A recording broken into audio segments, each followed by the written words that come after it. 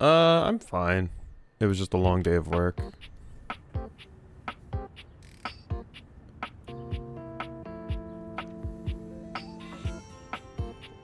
Long work days kill me. Hey, Hardtrip. Okay, so... Just gotta reposition my mic. There we go. Long day at work. Fuck a table? Yeah. Yeah, the window panes? No, I don't like Windowlin. Windowlin's awful, actually. Hey, Harry. Hey, Hardtrip. What do I want to do? I frankly am not sure. Who do I want to bone? I have a message. Valdivia Knights.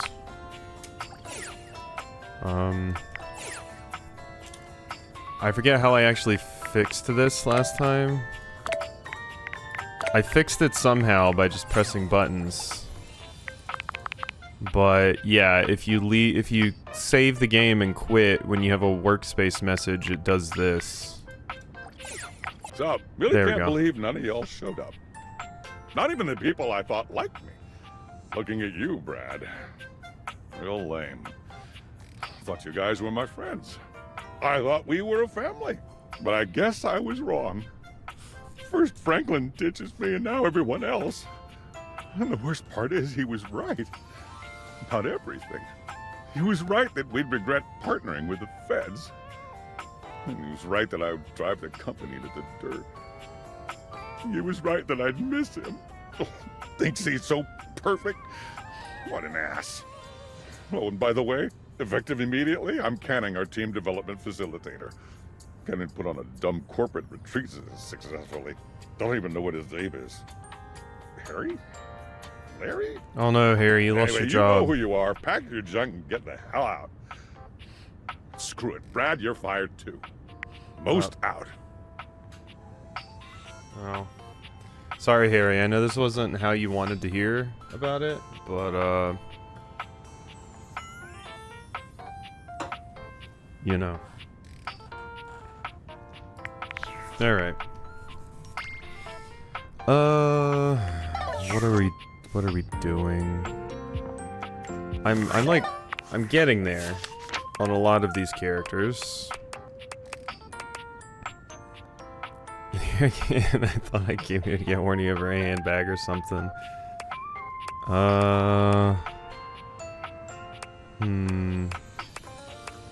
Let's see. Who's a good Harry pick? Here, we can realize Eddie and Volt for you. May not be a handbag, but what about a circuit board? Livewire! You look electrifying as usual. Do we have the pleasure of your company for another evening? Blink twice if you want me to throw you out so you don't have to sit through another bad act. I'm ready to realize you if you're ready for that. Realization? How thrilling! Eddie and Volt like a polycule? Yeah, they're a package deal. Well, damn, that was unexpected. You sure? I don't really know what to say. Say nothing. Just let it happen. Don't worry, you can do it, and we can do it right now. Okay, guys. Time to charge you up. Yeah, buy one, get one free. It's great. The spectral energy flows through your dateviators, and what was once merely electricity in a breaker box becomes... Oh, wow. Wow, the Eddie vest is giving vampire. Honestly, both of them are giving vampire. The gay vampire lovers. I could see it. I could see it. There's a flash of light, and a crackle of electricity that makes your skin tingle. And then... Yeah, my stat's totally maxed now. My. Now, isn't this something? So many new sensations. It's all rather... I love Eddie's hair. Electrifying. Looks like somebody found a sense of humor. Don't. I already hate myself for even saying it. Oh yes, you can clearly tell by the way you're smiling. Yeah, they both have fantastic hair. Yeah, I mean, honestly, the Castlevania is accurate because this is... Well, Alucard's never like this. You have the Alucard look down, but you don't have the Alucard personality down. But you're a Belmont for sure. Realization must have scrambled my circuits, or whatever it is humans have in place of circuits. Whatever, shut up. Look at him, practically vibrating with excitement. You've given us such a gift, Livewire. Thank you. So many of the realizations are so much different than Rebel. When I realized the rubber duck, they just started immediately playing with themselves, and they said, wow, having a human body is great. Like, no words, no nothing. They just went straight to it. My pleasure. Now get out of there and use it. Get out there and use it. It takes some time for Eddie and Volt to find their place in the human world. They try their hand at several jobs, but nothing seems to fulfill both of their needs. Construction work leaves Volt bored and understimulated. But working as an MC in a cabaret show drives Eddie to frequent exasperated outbursts and longing for isolation. Yeah, that's a rough one to figure out, one that works for both of you, because one of you is, like, extroverted and one's introverted. The two of them wondered over what they might do, determined to find a path in their new lives that reflected the perfect balance they had with one another. It wasn't until they came upon a dilapidated old diner for sale that they were struck by a solution, as shocking and intense as a thunderbolt. Between the endless list of necessary repairs and the uphill struggle to turn a profit at restaurants in this day and age, no buyers were willing to take on such a project. But Eddie and Volt could see its potential immediately. They bought it on the spot. The repairs filled Eddie's days and his soul, while Volt took care of staffing and marketing for their grand opening, which was, naturally, a roaring success. But looking around at all their hard work, neither could help but feel disappointed. As it turned out, the fantasy of running a diner was far more exciting than the reality of it. Yeah, the reality isn't as exciting. What they both truly craved was the challenge of getting it started in the first place. It was then that Volt had his own brilliant idea. Sell the place and find the next big adventure. Wow, so you're just like... What's the word? You're like house flippers, but like restaurant flippers? Volt's charisma and passion made him a natural realtor. The diner sold in one day, well over asking price, giving them plenty of cash to invest in another property Eddie had his eye on.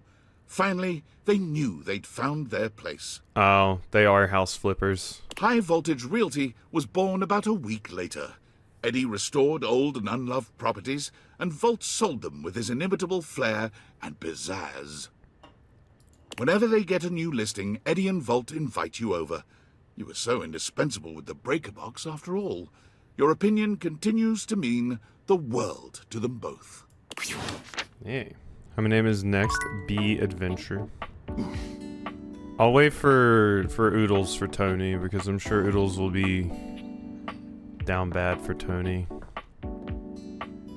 We've made so many people so shiny.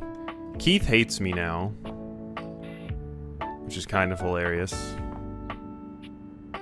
I don't want to do Tina yet. Let's go down here. Keith is the old dude with the key. Vaughn is realized though. That's important.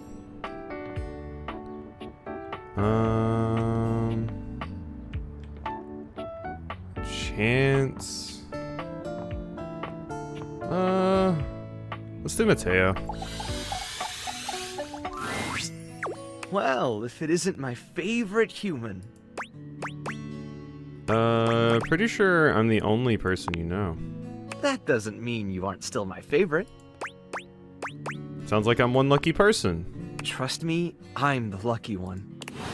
Oh, whoops, I didn't actually go with the realized route. I wish you could talk to them a little bit and still do the realization in one go. But whatever. Nope.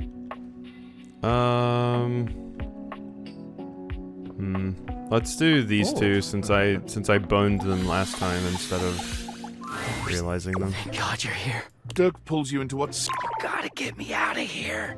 Harper shoves Dirk out of the way, circling her arms around you and whispering in your ear. Where have you been? Durkee's been so naughty with you gone. Maybe I should punish both of you. Okay. They want to chat before you Pinocchio, and these two don't. These two don't want to chat. They just want to get right to the boinking. You can punish us later. I'm here to realize you both. So you're going to realize us both? Durkee won't be able to get away from me in the human world, will he? I can't speak to that part, but yeah, I'm gonna realize you both.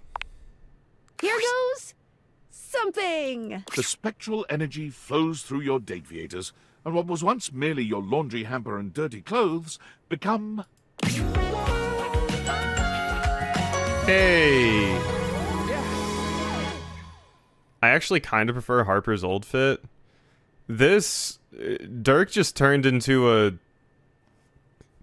Oh god. Dirk just turned into a Kingdom Hearts character. We got 3 belts. This is Nomura for sure. I like the nails, though. We got 3 belts. Nomura has been here. I feel so free! Dirk laughs, giving himself a little twirl and waving his arms. I can just go wherever I want! Anytime I want! I can make myself dirty or clean! Dirk is overjoyed, feeling himself and testing his arms and legs with silly little waving motions. Like corsets, but as a big belt guy, yeah. Harper, on the other hand, only wraps her arms around herself, looking rather depressed. Yeah, the tattoos and just designs of the characters in general are amazing. I feel so... empty. No more dirty laundry. No more... lost objects.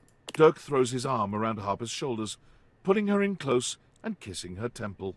Looks like you're gonna have to find happiness without trapping someone! That's not funny, Durkee. This is serious. You could trap me one last time. God. This literally could be better, but he's right. Oh, Well, thanks, pal. I'm off. Wait, what about us? Dirk hurries away from the two of you without another word. Yeah, Dirk's happy to get away. Level of detail and thought to each character that continues to amaze me. Like, none of them feel phoned in, and there's so many. Exactly. And, like, the fact that I've mentioned it before, but they have 2 outfits, which is amazing. How can he just go? Oh, Harper would, yes. Despite Harper's best efforts, Dirk leaves her behind the moment they exit the house. The two of them search for their callings as humans, both at opposite ends of the spectrum. Dirk enjoys his freedom at first, traveling the globe and doing just as he pleases. I don't think this is going to end happily for them. But something calls him back to your hometown. Harper, spurred by her fury in the wake of Dirk's immediate abandonment, attempts to do the same thing as he, but finds none of her travels satisfy her in the same way life at home once had. The two of them meet at the airport by chance, but time apart has not healed their toxicity. Their argument is only interrupted by another, louder argument. A couple who appear to be fighting over a bad tattoo. A light bulb goes off in each of them. Inspired, they board their flight home and begin plans for their new lives. Harper immediately begins an apprenticeship with a tattoo artist, opening up her own tattoo parlor, once she's properly certified. Commitment by Harper. Dirk sets up shop directly across the street from Harper, opening his own med spa that deals exclusively in laser tattoo removal. Freedom by Dirk. God. Both shops have their grand opening the same day. Dirk and Harper each insist they've been shamelessly copied by the other. Okay. That wasn't your Discord, that was my Discord. It's Sam, probably. Oh no, it's tinfoil. Did you see that last email David sent? The one from Augusta, Missouri? He was talking about you. Yes. It was very peculiar. I honestly don't know what to make of it. On the one hand, it was drenched in self-pity, which is very David, especially when he's been drinking. But on the other hand, he honestly seemed remorseful. Coming from him, that's novel, especially to display his faults and regrets so publicly. That's not reflective of the David I've come to know. That was different. Refreshing. You can do better, tinfoil and hat. did you see how he even acknowledged I was right about everything? I did. He even acknowledged that he missed me. Curious. You can spend years in proximity to someone, cataloging and analyzing every infinitesimal data point of their personality, and still never know them in totality.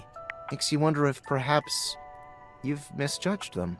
Well, at the very least, I'll need to totally reprogram the David Most AI replicant I've been tinkering with in my basement. Oh God. If I ask, I know you're just going to say you have to go, so what's the point? What? That's not true at all. Ask me about the AI replicant. Go ahead. You made an AI replicant of your ex-boyfriend. What's the deal with the AI replicant? I'm so sorry. I really can't say anymore. I've been messaging you from under David's desk at Valdivian, and he'll be back from the bathroom at any moment. He really needs to change the locks on this place. Excuse me, you were under David's desk? What were you doing under David's desk, tinfoil hat? I mean, props to you and stuff. But,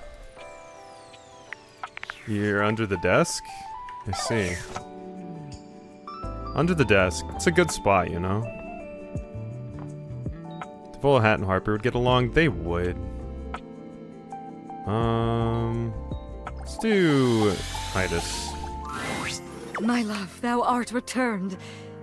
Far too proud am I to bend a knee and miss you, but joints do waver in your presence. How dost thou? Is there anything that Diogenes or I can do for you? We've been training in some new ways, you know. What new ways? Actually, I would like to realize you. Realize? What is this realize? You cannot mean what I think you mean. The only context in which I have heard realize is the mystical transfiguration of an object like me into a human being like you. Ye gods, can you mean it? Me? But how? How is it done? How is it achieved? Should it be witchcraft? I must confess, I have always felt a certain affinity toward the magical. But is it real? Could it be? She just quotes or realize or something. Yeah, we're blowing her mind right now. You deserve it. If you want it, it's all yours. Ye gods. Well then. I'm interested in seeing your fit. My deepest well of challenge and of faith is emptied out. I give all for this boon. I shall do it. Remake me. I'm ready. Oh, she looks tough. What sayest thou? Draw thy weapon, knave! Unus, duo, tres, sagittal! Parchment! Curses! How? What can I say? I always see it coming. I see. You won the rock, paper, scissors, Skylar. Anyway, let's do this. The spectral energy flows through your dateviators, and what was once merely laundry detergent becomes...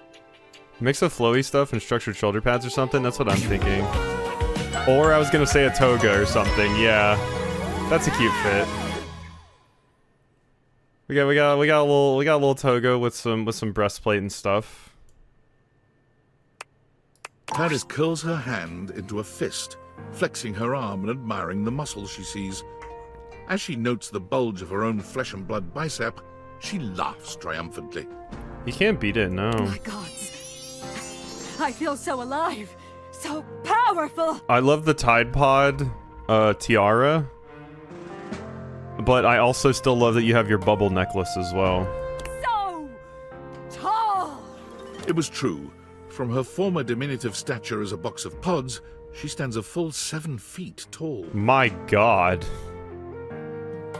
What a woman. Damn, you look amazing.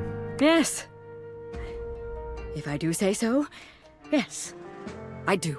Now, what shall we do? Hatch a scheme to dethrone a worthless monarch? Yeah, no, I've got a monarch. Bathe in the blood of our mortal enemies? Hey, yeah. Drink in the sun and enrapture each other in the eyes of the gods! Hell you yeah. can see the passion and fury in the now very human eyes of the warrior you've brought into this world. She is a soul out of time and a dominating physical presence. You struggle to decide how much to allow her to indulge in her lusts, blood or otherwise.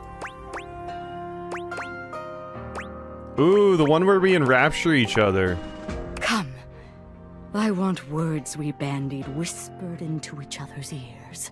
This new body longs for all the experiences I could not have before. And the wisdom of the Dipogenes within me drives me on to adventures and passions I've not yet known. Oh yeah, we're getting lifted. Titus turns out to be an invigorating teacher and an eager student in the ways of her huge, brand new body. Always a warrior, there are moments when you have to tell her, gently, that love is not always like battle.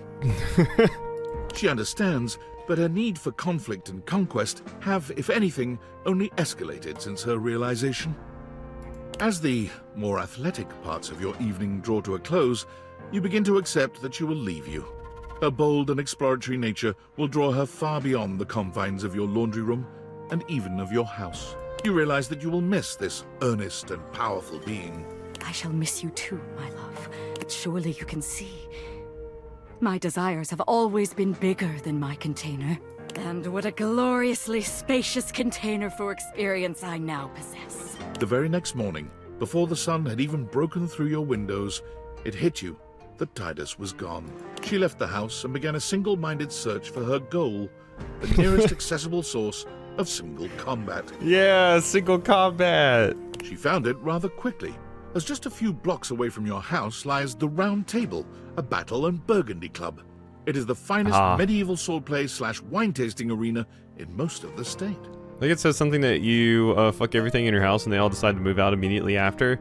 Yeah, I think there's like 1 or 2 that are like, nah, I'll stay with you.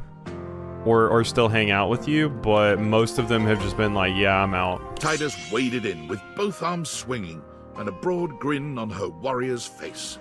Perhaps unsurprisingly, she trounced everyone who came against her, including 2 bouncers, a burly waiter, and a horse who was known to have a far too playful attitude towards his trainers. It's Goldship. Police were called, but so engaging, so enlivening and entertaining was her performance that rather than leaving in handcuffs, she was hired. She was born from the tiny arena on the few uninjured shoulders in the group. According to her employer, she remains the single greatest attraction on offer at the Round Table, despite her staunch refusal to believe that it isn't real. Real action bears its weight, and I bear mine. So action real by real enacted shines. I am real. It is real. We live, no? We live! Fortunately to date, no one has been seriously injured. Except me, after that lovemaking sesh. Opening 100% the game, they all come back and it becomes a mass polycule. Here's hoping. We need a good polycule. Goldship was violent? Oh, I always heard that Goldship was a goofball. But my understanding of all things Uma is very, very limited.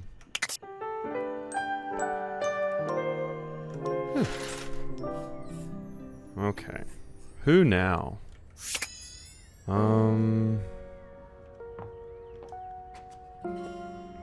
Sinclair still hates me.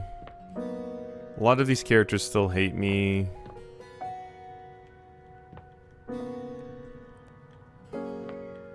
Who else do we actually need to talk to? I should probably do ProZD. Like, is there anyone I haven't actually gotten an ending with yet? Willy. I think we still needed like 1 more with Willy.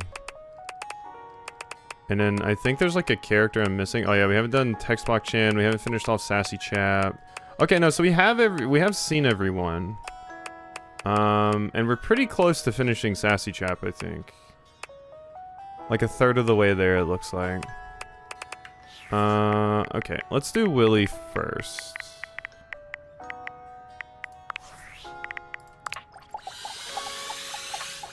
I already did Phoenicia, yeah. When you enter your office, Willy seems more clear-headed than when you'd last spoken. She seems happy. You look better. Oh, hey, there you are. I was just getting ready to ping you. It's like you read my mind. God, I hate talking about pinging because it always makes me think of work. No one says, "Hey, I'm going to ping you when they say they're gonna DM you. So I associate it with work. I still don't have a job yet, or a plan. Oh, hey, me too. That's okay. I mean, sure, you trained my replacement and we got fired. But maybe this was supposed to happen. If the future is that uncertain, if me and all my potential can just come in and get kneecapped by some insane, unforeseen development like AI all over the place, maybe it's time to stop worrying about what I could be, what I could have done, and just worry about who Willie is now. What makes me happy? I mean, doesn't pay my bills, that's for sure, but then again, that's kind of your problem, isn't it? And what could be more corporate than making the bills somebody else's responsibility, huh? In a way, I'm actually sort of killing it at this whole corporate job thing when you really think about it. Now you're thinking positively. Right?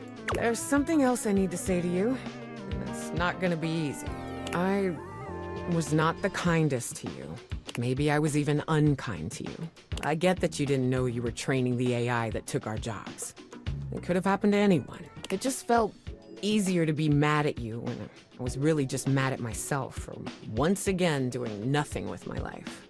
But you kept coming back and you kept backing me up.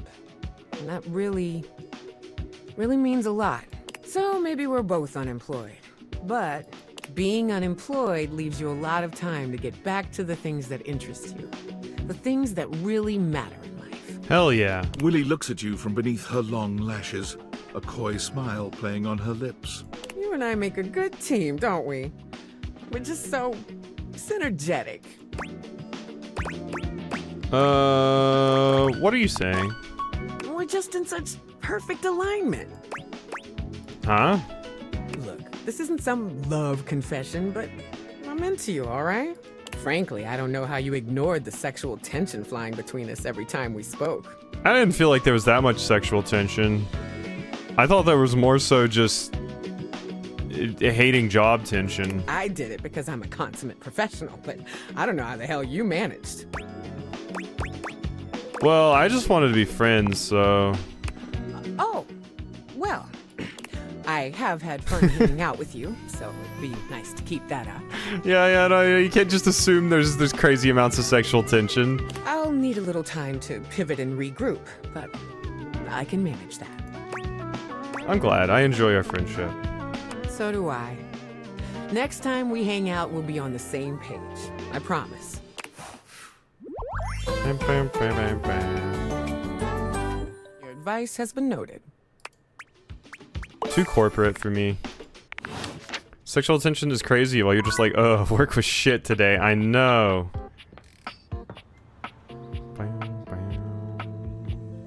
God, if I realize Gwendolyn, she's just gonna go out and start just gossiping about everyone. Like, it's gonna be wild. Who next? Let's just do Curtain Rod. Oh, perfect timing. We were just talking about how we haven't seen you in a while. We've been missing our shade buddy. Chill with us. Let's make fun of folks walking down the street together. Nah, I'm gonna realize you too. Wait, you mean the two of us? Real? In the flesh? Blood and bone? Able to move and shade everyone? You would really do that for us? Yeah. You have everything you need to realize us? I am so ready. Kurt! Rod! You're about to get a much wider audience. The spectral energy flows through your deviators, and what was once merely a curtain and a rod becomes... I'm really interested in seeing the fits. Love the curtain hangers being used as sleeves? Yeah.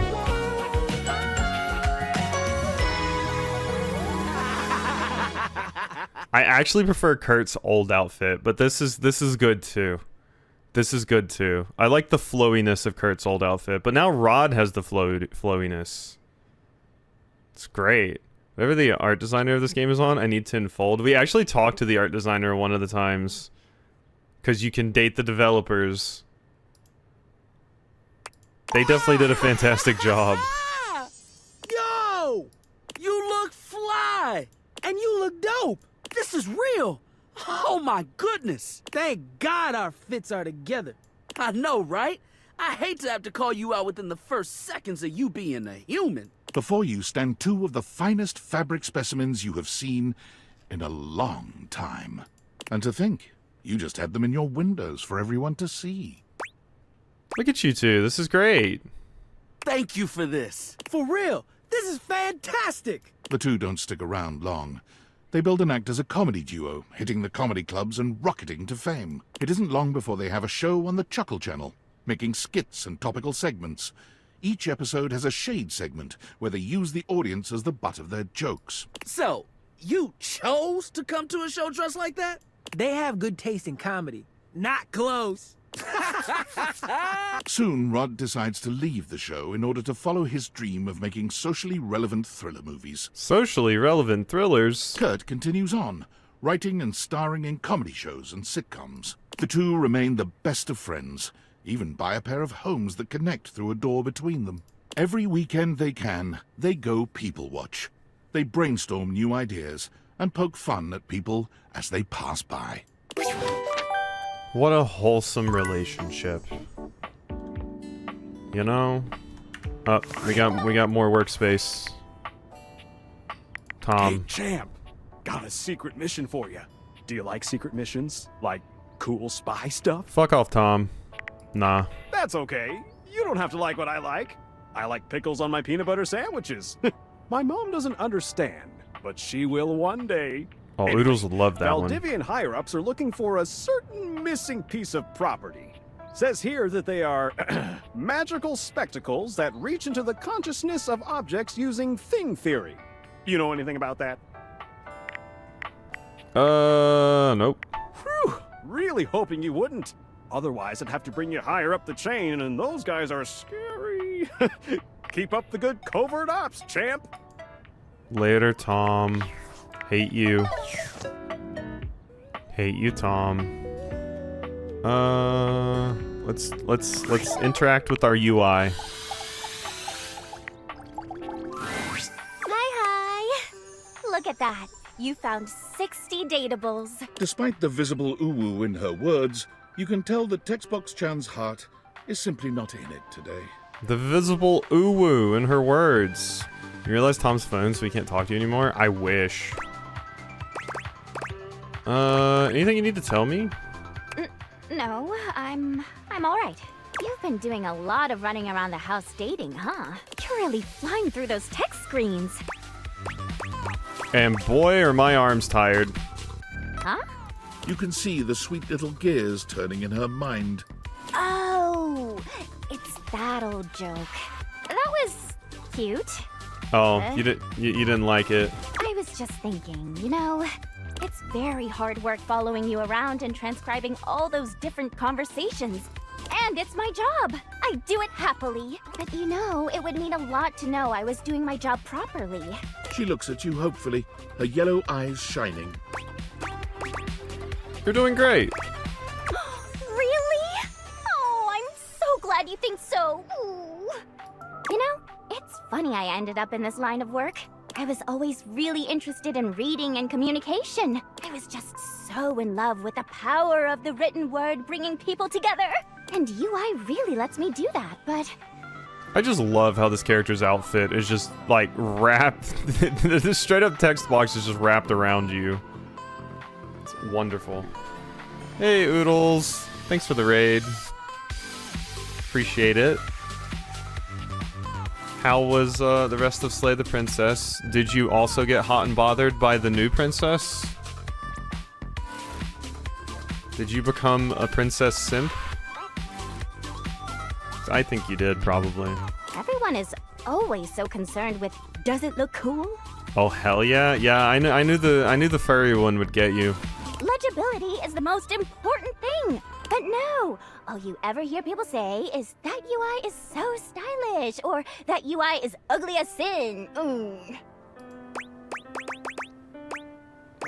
People are all about appearances. I know, and I wish they weren't. Imagine what we could accomplish if people were half as interested in accessibility and legibility as they were style. Ooh. I'd like to live in that world. So look, There's still a bunch more datables left for you to find. Why don't you come back once you found 80? I'm gonna do the best work I can until then. Huh!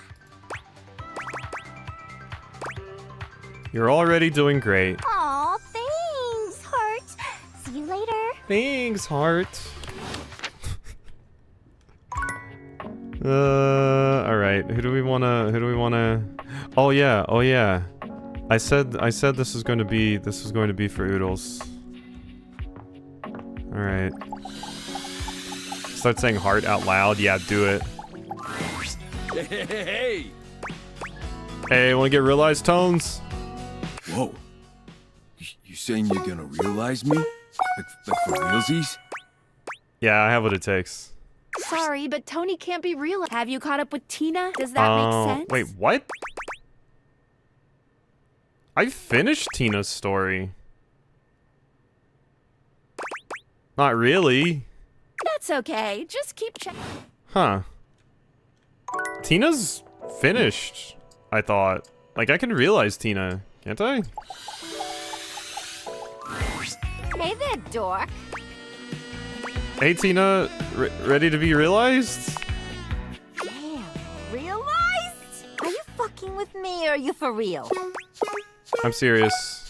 Tina, let's get shapely. The spectral energy flows through your date theaters, and what was once merely a musical triangle becomes... You can't realize Tony because you have to finish Tina's story. Tina's story's already done. I'm realizing her right now.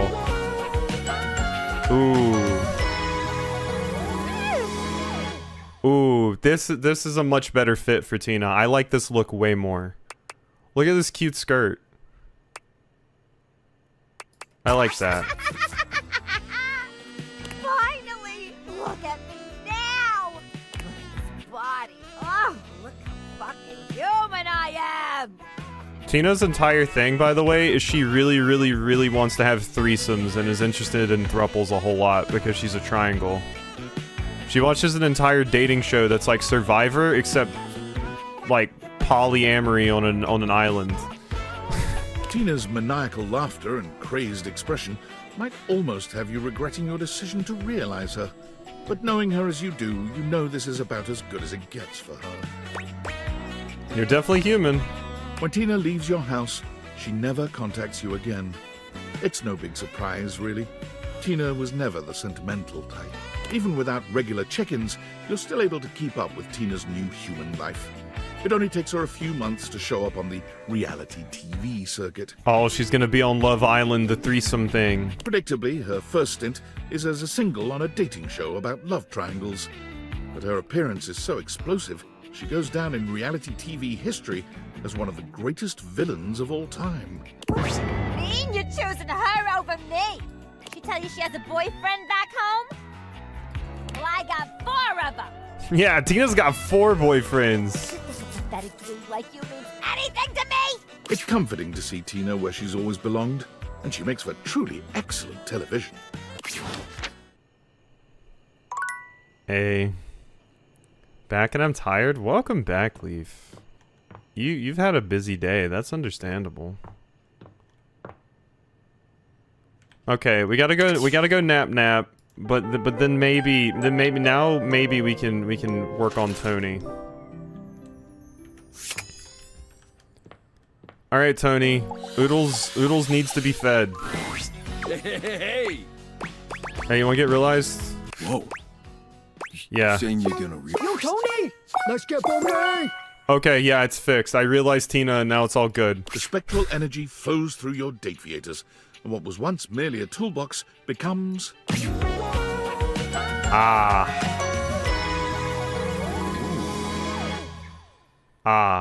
Yeah, look at the blueprint shirt.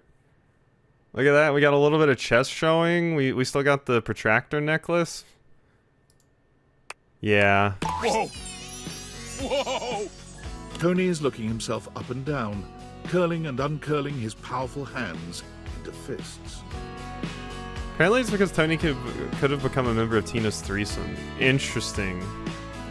Oh. I kind of thought that might be where it was going. Feel like I could tear this entire house down and build it right back up. You humans feel like this all the time? No, not all the time. Don't get used to it. You're human now too.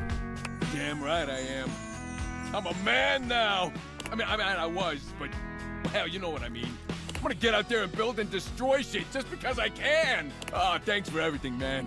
Tony never forgets a favor. I owe you big time for this.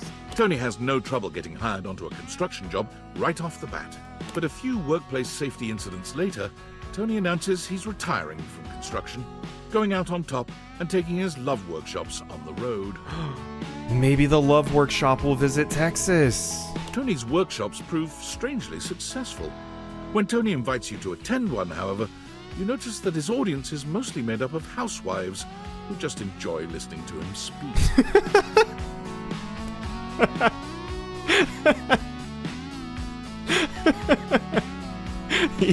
yeah, Oodles is in the audience.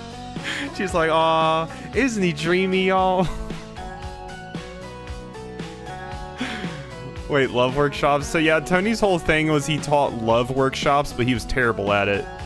Because he gave terrible advice on how to talk to people and tell them that you're into them.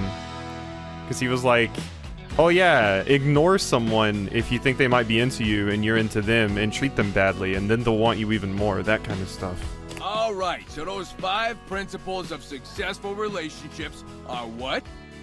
Oodles has it all written down. She's opening her little notebook right now, and she's like, I got this, bestie. Come on, ladies. I ain't talking just to hear myself talk. All right, I can remind you again.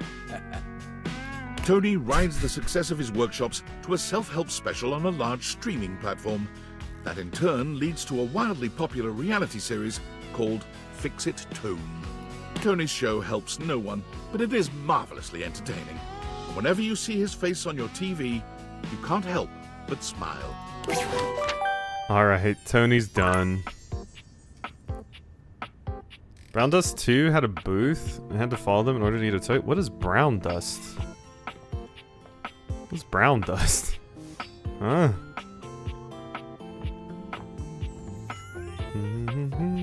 The goon material? Gotcha. Oh, that explains why I've never heard of it. Also, yeah, that doesn't narrow it down. Yeah, definitely not.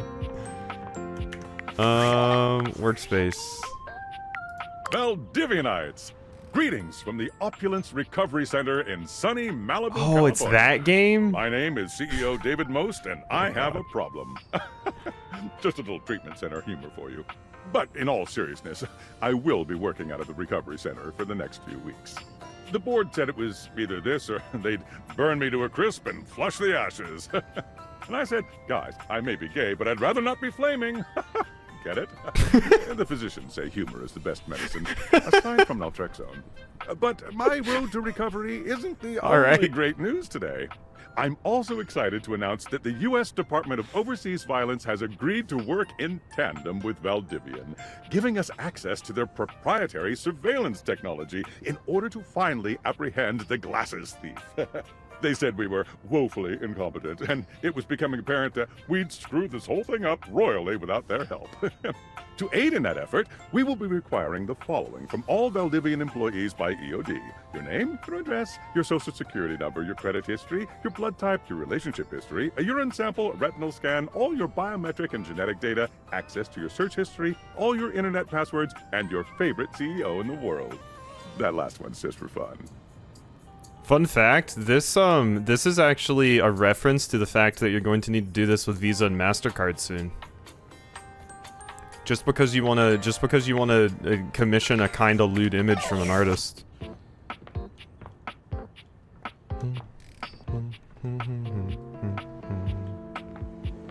Alright, we never realized ProZD, right? I don't believe we did. I think the last time I talked to you, I just fucked you. Yeah, I just fucked you. Alright. Time to dissociate.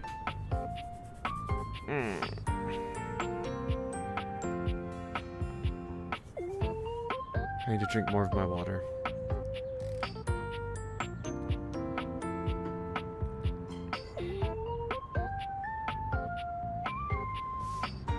Doug? Doug? I was pretty sure I sat there for a pretty good amount of time. It might be too close. Okay, let's try there. Come on, Doug. Yeah, I have to do it in real life. That's pretty easy. I'm quite good at that. Huh. Usually it pops up a little bit faster than this.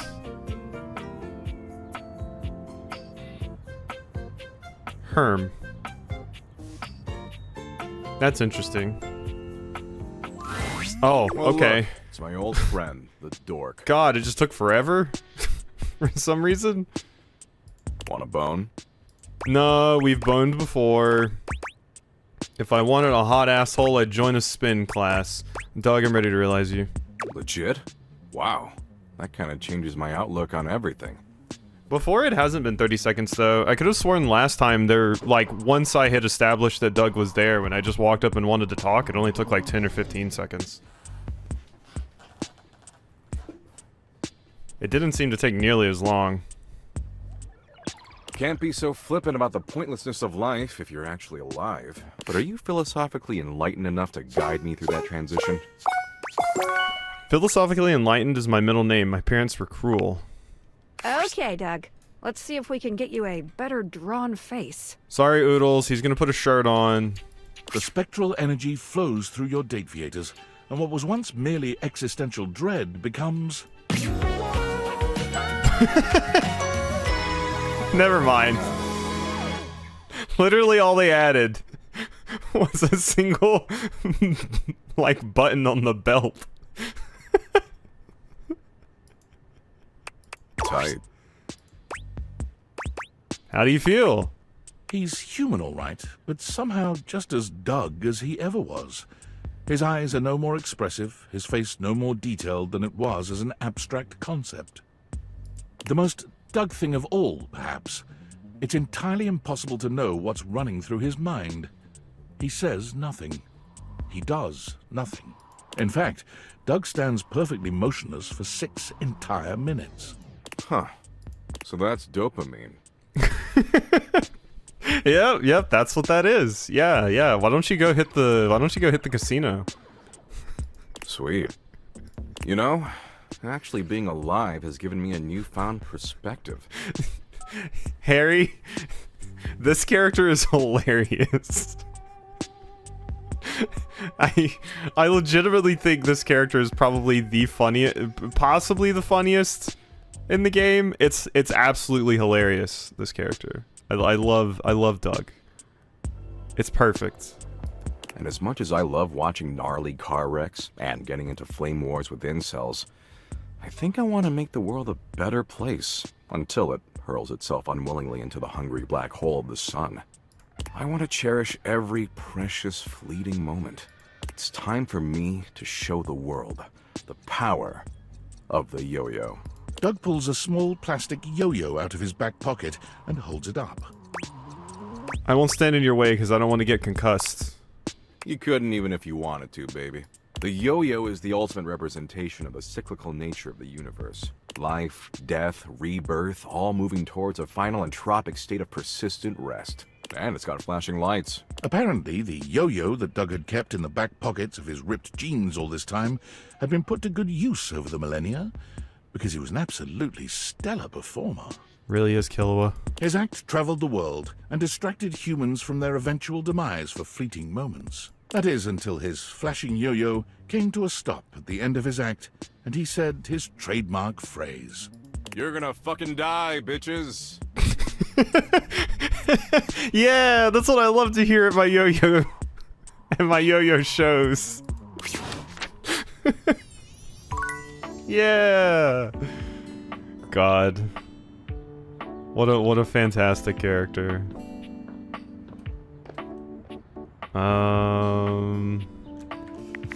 So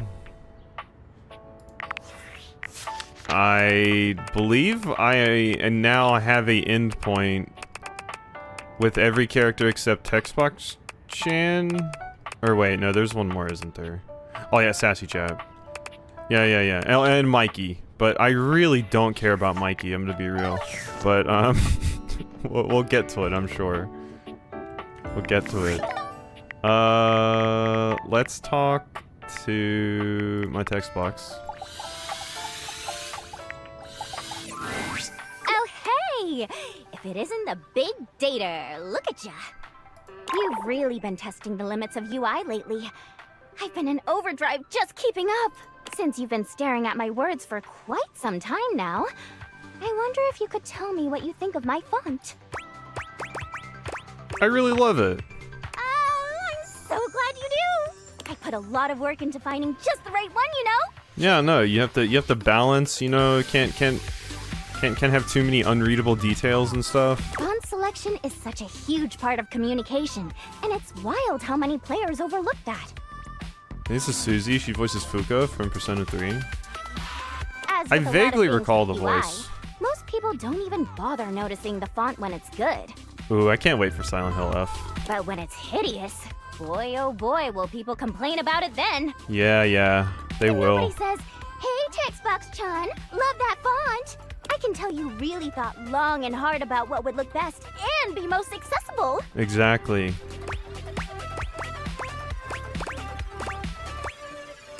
What do you mean by that? Accessibility refers to ease of use, obtainability, or access, really, for people with disabilities. Yup, it's very important. You should be looking at things like font size, how distinct letters are from each other, whether or not there are unnecessary decorative elements. It doesn't mean you can't make your font look nice, of course, but sometimes people use completely silly or overly ornamental fonts when they don't have to, and it really just excludes a whole group of people from whatever it is you're trying to get across. Even the color you're using can make it harder for some people to read the text. I could go on about this all day, honestly. Yeah, I was on the early internet where people would just put like neon green with whatever they liked, or pink. It never had any border on the font or anything. The point is, there is so much information that goes into UI, and gosh darn it, I am trying! It's really cool hearing this kind of behind-the-scenes stuff. Oh, thank you! I'm just so glad someone else cares, you know? You know, I gotta say, it's so nice being able to talk to someone else about this other than Lauren. Who? Oh, sorry. Lauren. My pal Lauren Ipsum. Lauren? Do you mean Lorem Ipsum? No, I mean Lauren Ipsum. Wait, what am I saying? I should just introduce you guys. Hey, Lauren! Come over here for a minute. A strange little creature appears from the ether somewhere, settling just above Textbox-chan's hand. Yeah, Lauren's great. This looks like a Psychonauts character. Lorem ipsum doloricit amet consectetur ad episking elet. Donate vera magna ut quam varius, calentesque pluvinar nisi consectetur. Oh my god. Quisque placinia ligula eu consequat orsi. Nullus ad biblectus. Praene terdum enim sit amet fugiat velit. Isn't she just the coolest? Can I date her? She's not really into all that. Lauren and I just really kind of communicate with our hearts, you know? She always knows just what I mean, and I know what she means too. Her job is to display text, so people can make sure their layouts and fonts and all that good stuff look right. None of the things she says make any actual sense, but nobody tests layout and design quite like she does. I'm so proud to call her my BFF. High five! Wow, what a rude comment. I thought I was your BFF. Aw, really? Well, hey, I do enjoy talking to you. You can go ahead and go, Lauren. I'll be right behind you. Autor eu augue ut factus. It's been nice, but I've got to get back to work. Always so much to do when it comes to UI, after all. Whoosha! Thank you for the Kirby magic wand. I think we're really getting to know each other. You can come by anytime. I, might be ready to take our relationship to the next level. I'm up for it, baby. That's the spirit. See you later. Filler isn't meant to be red? Think how that makes Lauren feel. How dare you? Bow, bow, bow.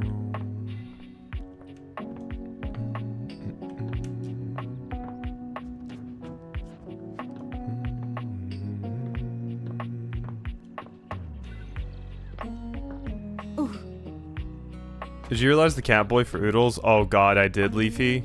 It wasn't actually for Oodles, it was for Dola. But realized Timmy is hilarious because I went with the sub Timmy.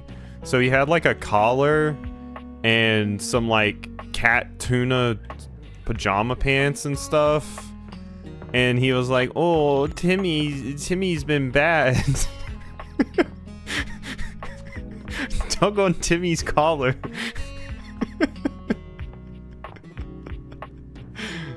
No, Leafy. What Oodles was here for, salivating, was for, one second. Here we are. That's what Oodles was barking at. That's what Oodles was barking at. Right there. Let her live. If she wants to bone the Yeti, I support her. Hoove still hates me. I've already done water. Let's get Abel.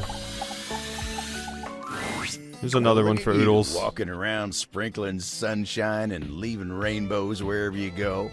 Always a blessed day when I get to see that kind smile of yours. This guy killed by a dumb princess multiple times. You called her hot earlier. I want to realize you. Realize? Me? Yeah, I have it a text. The spectral energy flows through your Dateviators, and what was once merely a table becomes... Alright, get ready for Lost and Lassoed, OC. Yeah, the first thing Oodles noticed upon seeing the princess for the second time was that she had interesting grippers. Because they were like, princess became like a cat girl or something. Slay the princess, princess. Yeah, she was horny.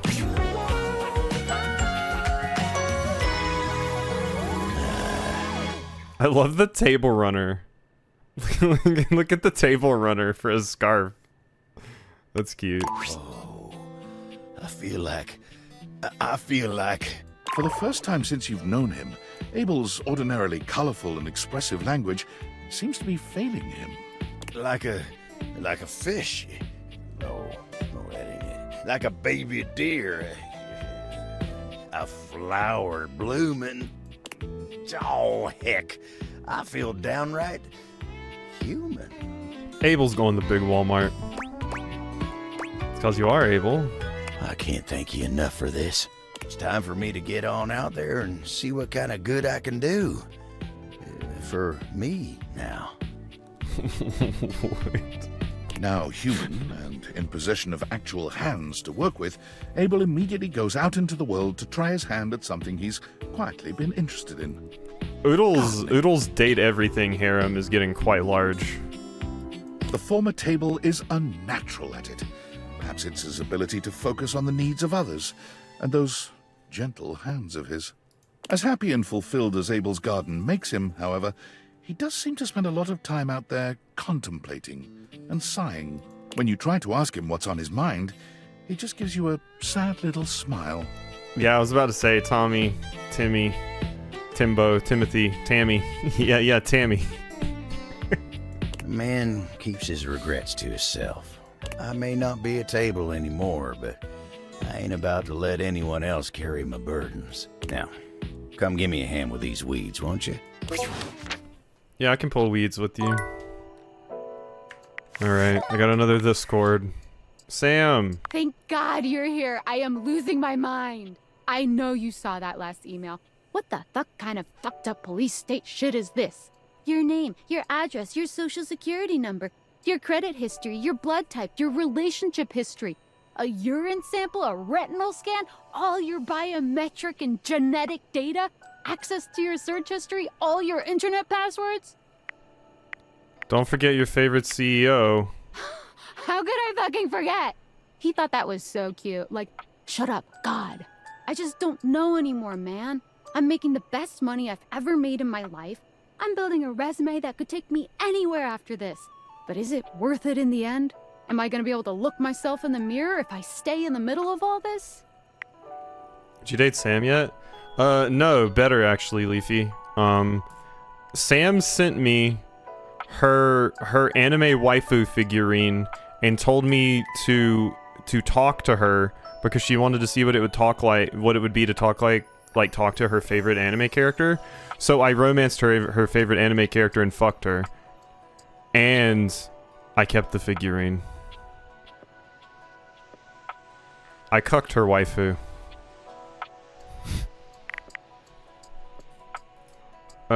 Do you really want to be a corporate drone? I don't know.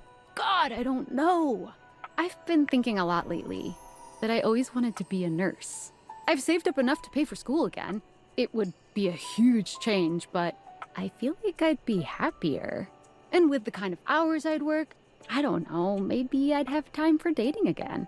I've been so lonely and I don't want to date anyone here. You're basically the only person here I'd even consider, like, eligible for that. And I'm busy and you've got your furniture lovers. You're saying you want to date me? That's not what I'm saying. I mean, maybe in different circumstances, but focus, okay. Talking about Okay, focus. There's just so much to think about. And every time I start leaning towards one or the other, I just talk myself right out of it. Or into the other one. Would you still respect me if I stayed? The date Sam thing was a joke? I didn't know it was a thing. I didn't either. Sam's given no indication of this so far. Would you still respect me if I stayed? I don't know. Of course I would. I mean, I can't talk down about you making such a life-changing decision as just, like, quitting your, like, choosing to not just quit your job. I mean, I think it's fucked, but I don't think that's your fault. Of course I would. Thank you for saying that. I don't know what I'd do if you lost respect for me. Thanks for always listening to me. I don't know what I'm gonna do, but I'm grateful for your support. Thanks, friend. I'm gonna go. Thanks, friends. That I might potentially want to bone, and also I let bone my anime figurine. You know, real friends let friends bone their anime figurines. That's friendship. God, everything's so glowy now. Alright, Wendelin. Let's unleash you onto the world. Ah, look who it is. Come by for some natural light? You look like you could use it. I want to realize you. Me? Realized? That means I could go out there and see everything that's happening. Yeah, you're gonna be like the worst neighbor. That is so exciting. Do you have everything you need to... You bet I do. Here we go! Let's see what's on the other side, Wendelin. The spectral energy flows.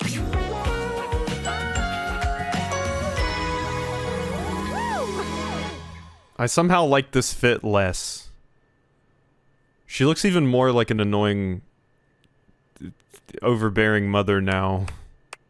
It was clear to see that I am the most amazingly spectacular version of myself now.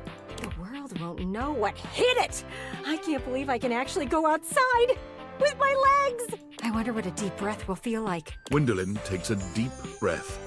There is a joy you have never before seen in her. She looks like the ex in New Girl? Don't know what that is, but I'm sure she does. Look at you. I know. Being alive is pretty awesome. I can't wait to go out there and live.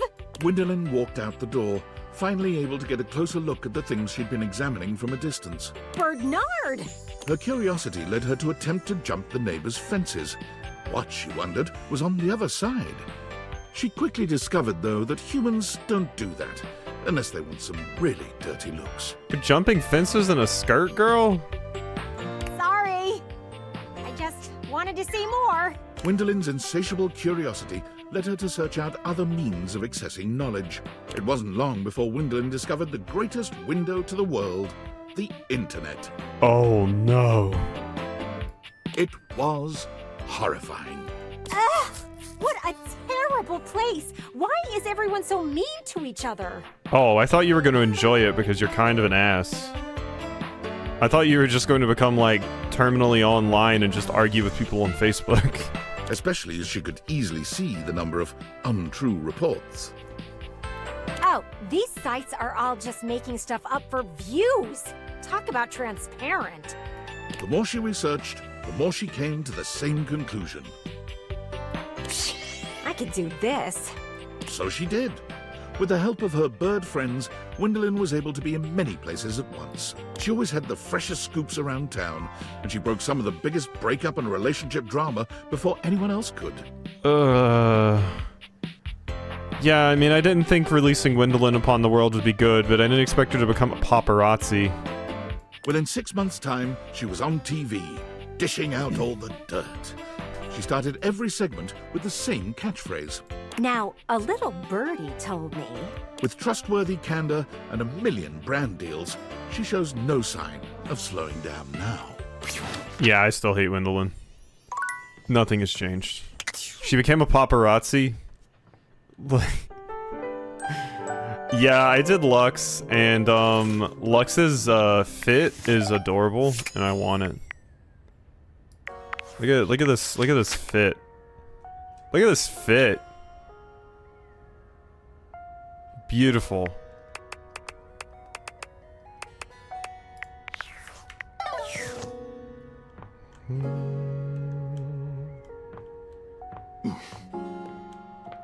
I don't think I could win a fight against Lux.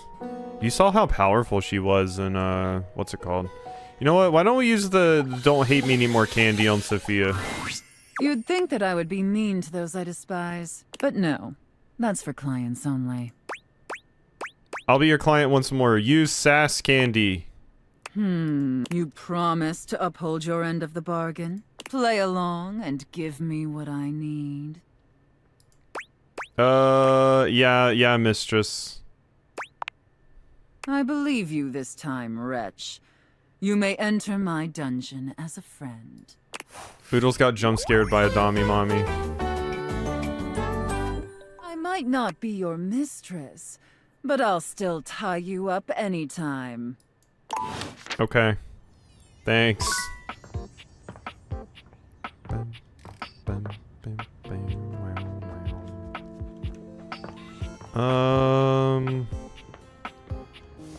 Who else do we want to realize? We could realize Rainy.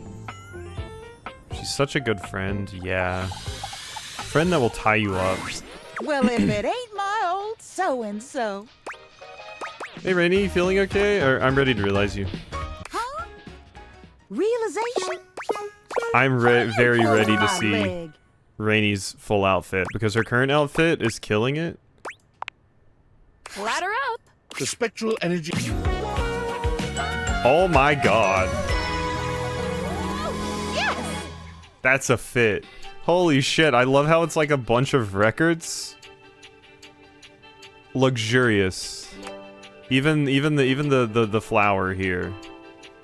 What a look. Oh my god! What is this feeling? I feel like I could dance all night long. Look at these gowns and look at this caboose. I'm a genuine human being. You really are, it suits you. Oh, I can't believe you did this for me. Wasn't enough for you to fix my screws. You gave me my life back. And then you gave me a new life altogether.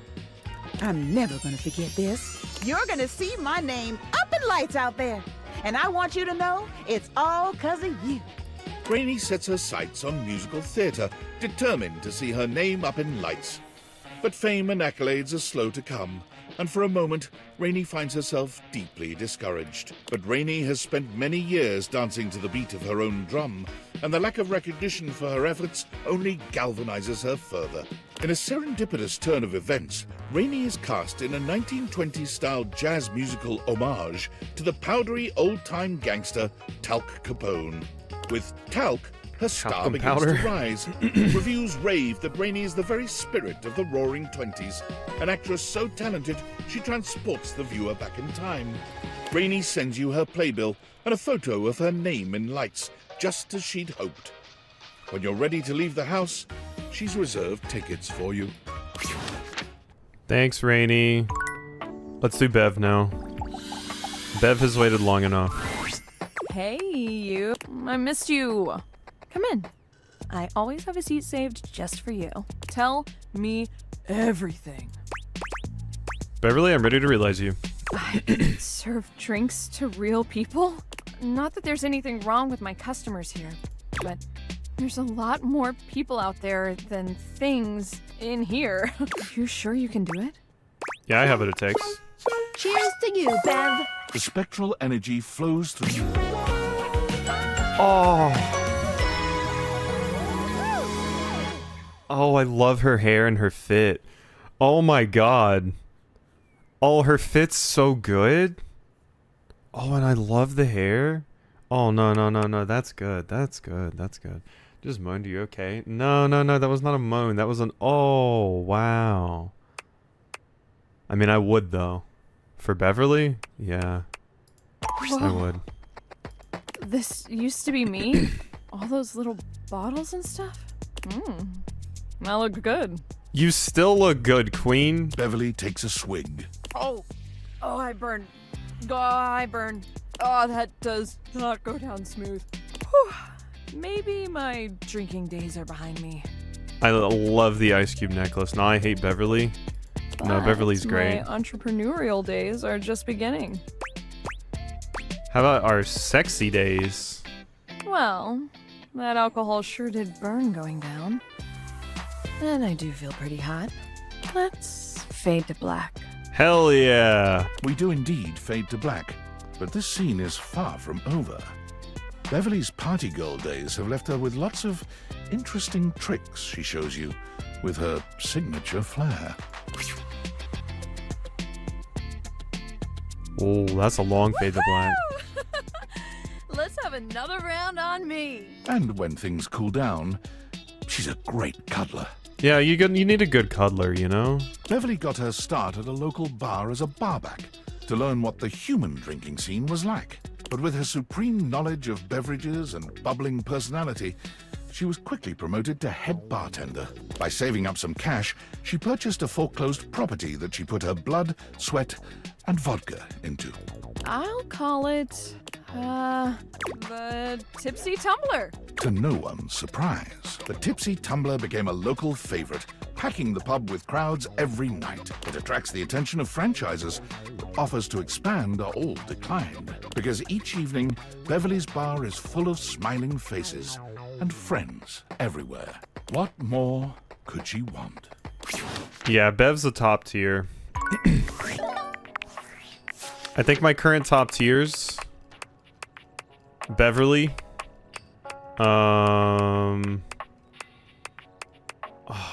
Prissy's outfit is very cute. River's good. And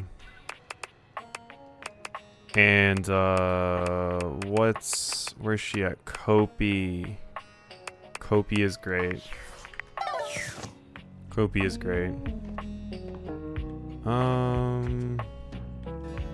Hey Daisuke. You have returned. Have you made your preparations? Are you fully ready? Yeah, I have what it takes, Daisuke.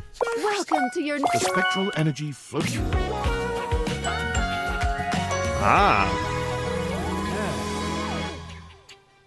Yeah. Yeah. What is this feeling? I think this is mostly an Oodles bark. Like, I think if Oodles hears anyone else barking, Oodles would do that thing where she barks louder to bark over them.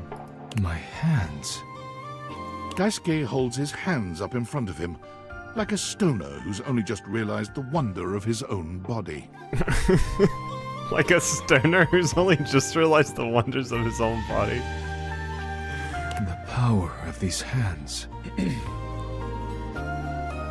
Hemlock said the only character she would even let lift her is Dasha. So if she's gonna bark for anyone, it would be Dasha, and it would probably be more like a whimper. They can create so much. Can they do anything else? He looks up at you suddenly, with a wild gleam in his eye. I must test them immediately. Oh my.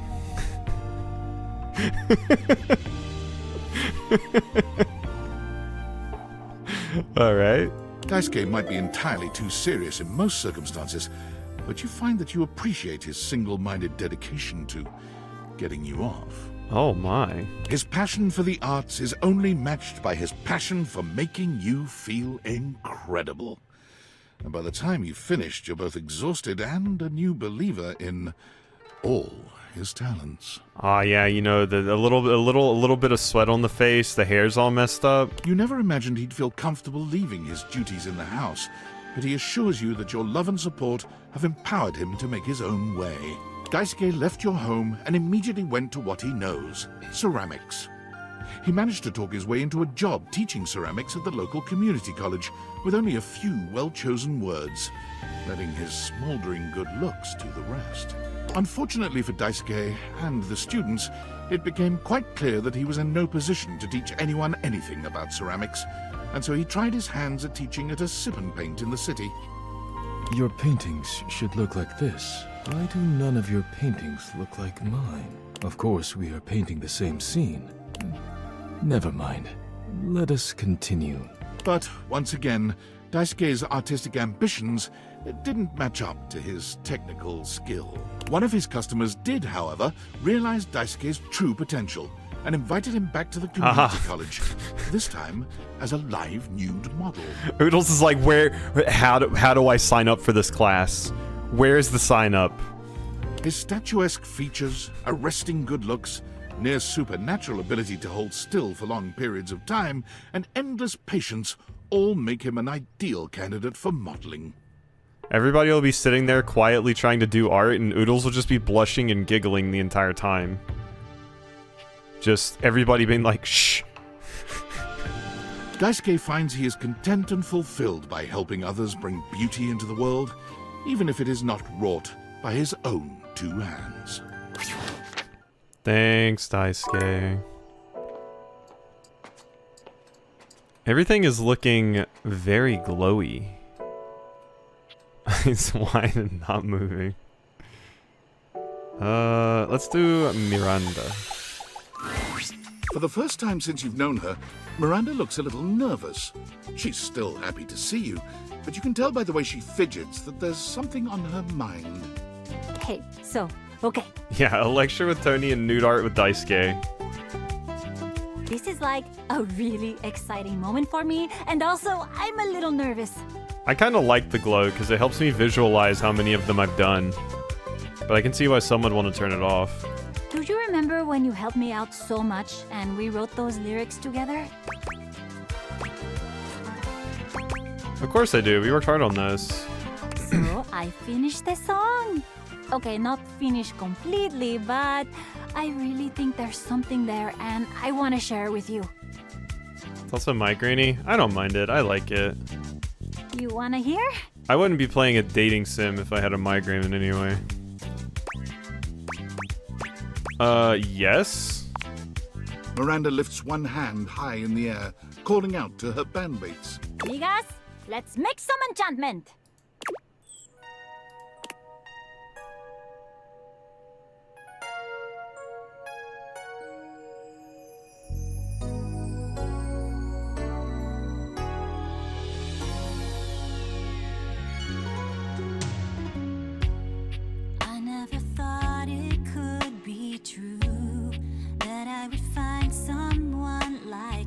Oh. I didn't know it was something that could be skipped with the sonata. It was just music notes.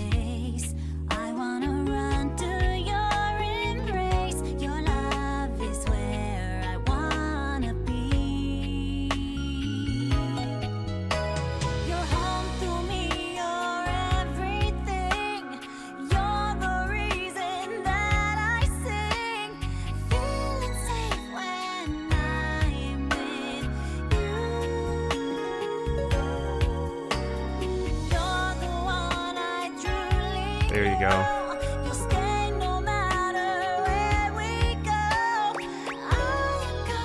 Okay, I'm good. Thanks, Miranda. Can't DMCA the whole video. Miranda is lost in the emotion of the song for a few moments after she finishes.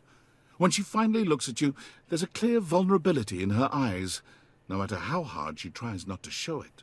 I'm bad with sitting through musical numbers, okay? I was always the kid that would sit there and get distracted and fidget and feel awkward when they started breaking out in song in Disney. So, opinions? Feedback? Are you struck wordless by the majesty that has just unfolded in front of your eyes? Because if you are, I would totally get that. Oh God! Speaking of, because of things currently happening and stuff, Leafy, I saw an article today that is of particular interest to you. It said Lara Croft was originally supposed to be like Lara Cortez, I believe, and she was going to be a Latina. And I'm like, damn, I want that Lara Croft actually. I would rather that one than the one we got. That would be sick. That was amazing. I'm so happy you liked it. That makes me feel all warm and, well... Toasty? Toasty. Hey, you said it, not me. Catch you later, okay? Oh, that we can't actually realize you. That was more story stuff with you, actually. Even though we are already boning Miranda.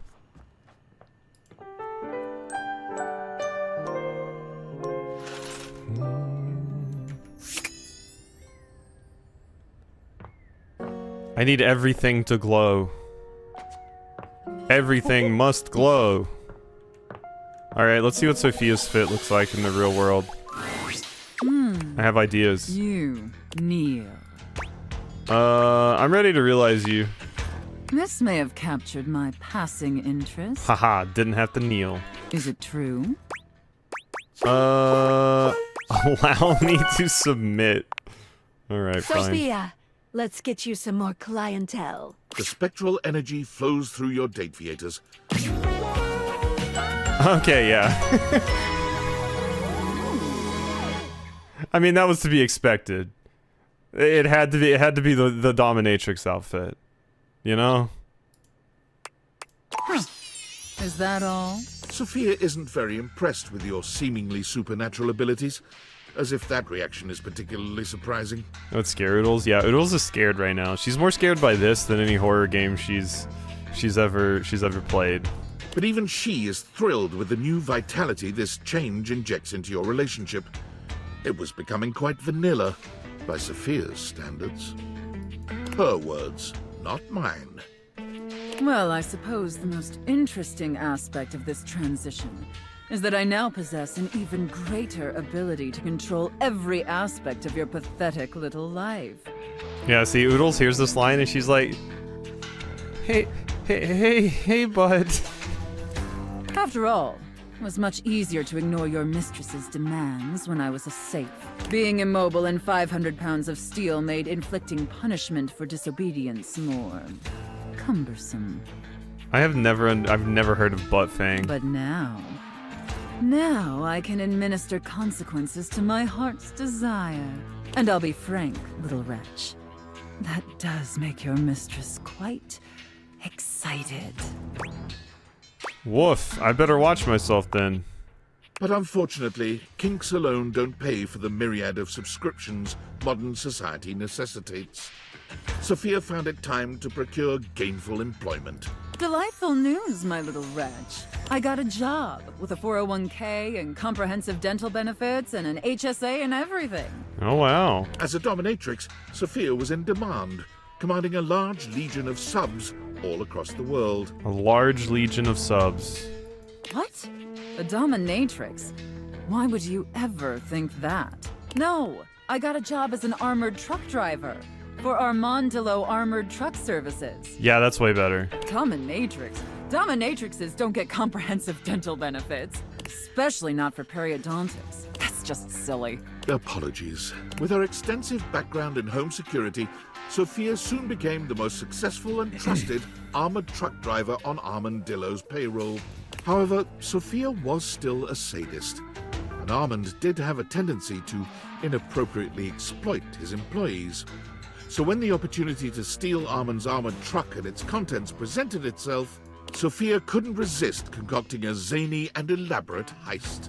It featured countless hilarious situations and tension-filled twists, the specifics of which local law enforcement unfortunately declined to share with us. Oh, all the officers got pegged. Absolutely.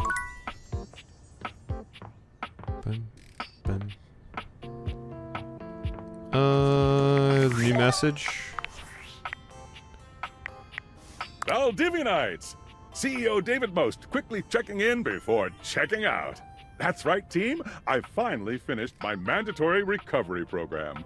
They said they'd never seen anyone more sober in their entire lives.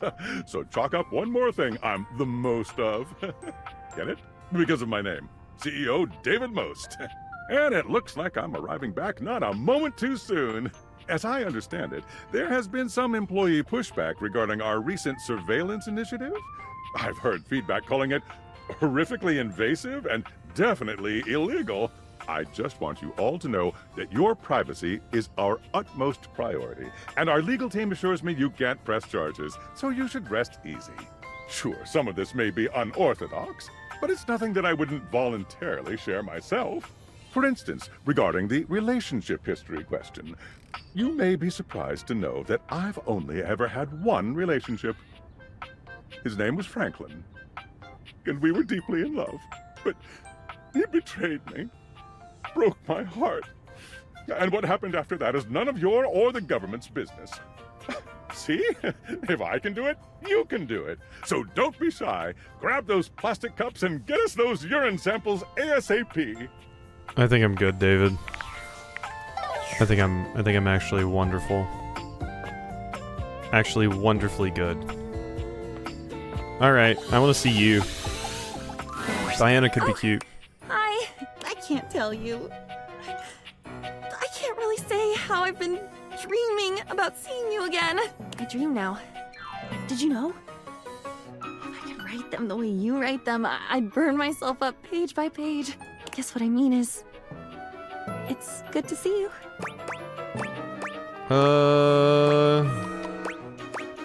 It's good to see you, my love. Your time spent with Diana is as lovely as she is. You tell her your thoughts, and she shares with you her dreams. Okay, there wasn't an option to realize there, but maybe it was... I didn't see realize in the list.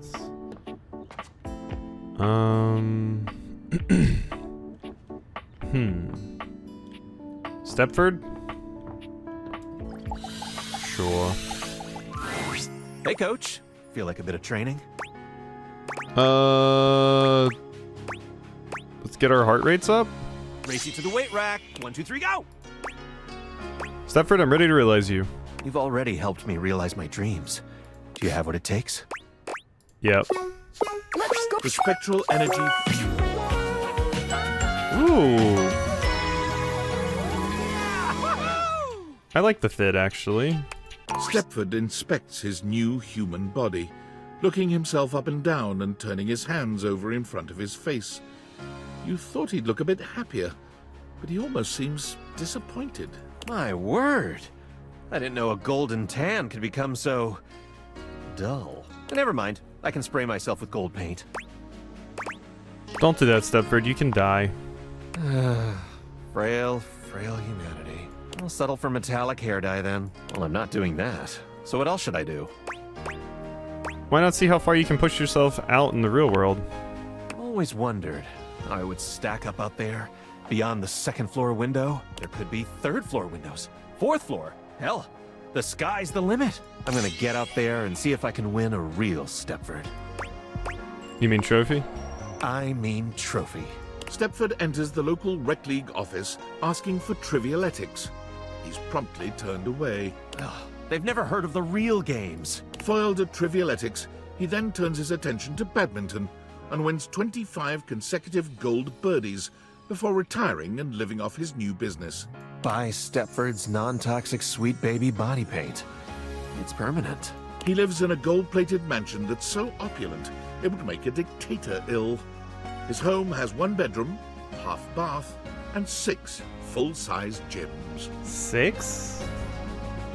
Half bath? Wait, if you have a half bath, how do you shower?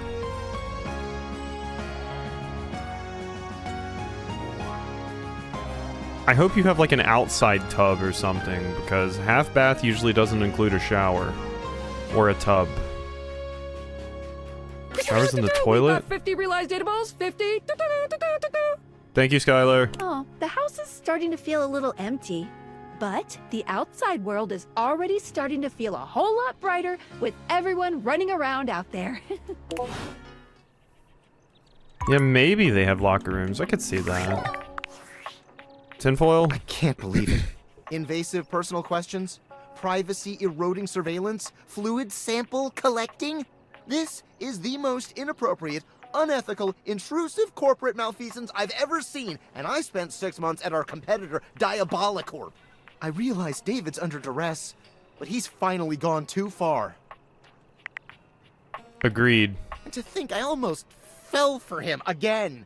That I almost believed his, "I miss Franklin. We were so deeply in love" sob story. He hasn't changed at all. He's the same selfish, controlling, narcissistic creep he's always been. Well, I've had enough. It's one thing when his disturbing behavior is only directed at me. It's another when it's directed at thousands of innocent employees. And he can parade around like he has absolute power at that company, but it's my company too. I may have been canned, but I'm still a shareholder, damn it! If I realize more objects, can I get shares? The time for talking is over. It's time to take action. I'm going to concoct a plan to depose David from his throne once and for all. Right after I get some fresh air. I'm operating from a hidden underground bunker, and I don't think anyone's aired it out in 50 years. It's not hygienic at all. Okay, you're hanging out in a vault. Understood. Wait, I have an update with Skylar? Hey, interrupting our regularly scheduled flow for just a little tip. Since you've progressed so far, you might want to check out some extra features if you're looking to make it all the way to the end. Check it out under the utility menu. Don't want to add tedium to your nice little dating sim. Okay, back to it. Welcome. Thanks, Skylar. What can I do for you in my main menu? Features and utilities. Right this way. I've been doing this a long time and I need some extra help. I want to switch some features around. I want to talk about rules and strategies. Gotcha. Let's get cracking. I want to turn on content aware, Skylar. I want to take off my fantastic red shirt. I want to take off my shirt. Aw. I guess it has to get washed sometime. Any other utilities you need help with? I want to turn on content aware, Skylar?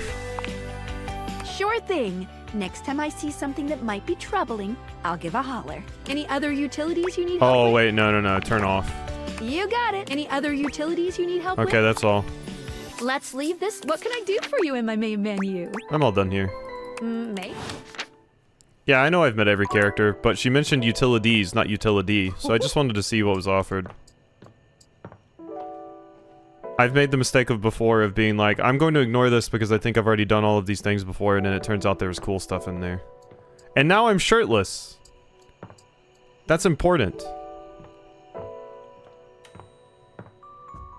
That's incredibly important. Alright, Mateo. Well, if it isn't my favorite human. Pretty sure I'm the only person you know. Maybe you're about to be my favorite human. Are you serious? Wearing the regular shirt? No, they never said I put another shirt on. So I'm clearly just shirtless. Wait, of course you are.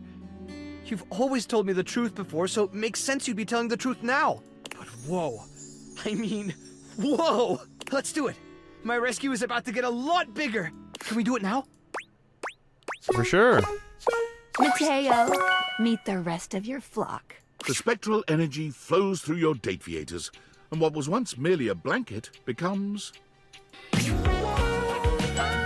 Oh, that's such a cute shirt. Oh, that's a very cute shirt. Look at you. These look cozy as well.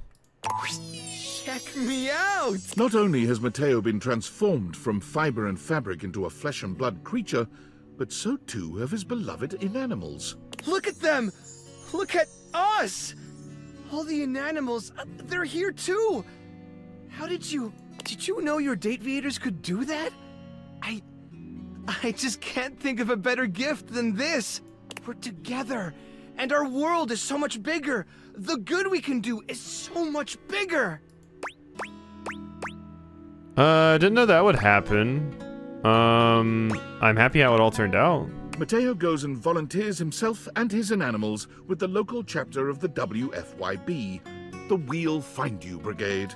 They're accepted gratefully, but since they comprise such a unique team, the brigade designs for them a unique task. Mateo and the inanimals are sent to far-off remote locations where both people and animals have gone missing. Avalanche sites, deep forests, tropical jungles, forbidding deserts. No locale has yet bested this team. They have never left a subject behind. Of course, they are occasionally presumed lost themselves. Mateo and the inanimals have been known to spend weeks on an assignment, or possibly playing out in the wilderness with their new rescued friends. Hard to say, really. But not to worry, say their compatriots at the Home Office.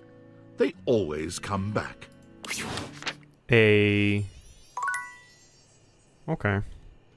Then we go up here. I was kind of wondering if what Skylar mentioned when she mentioned like some utilities to make things easier now that you're at the late game was like the ability to just like teleport to bed at the end of each day and some various other little conveniences like that. That would be cool.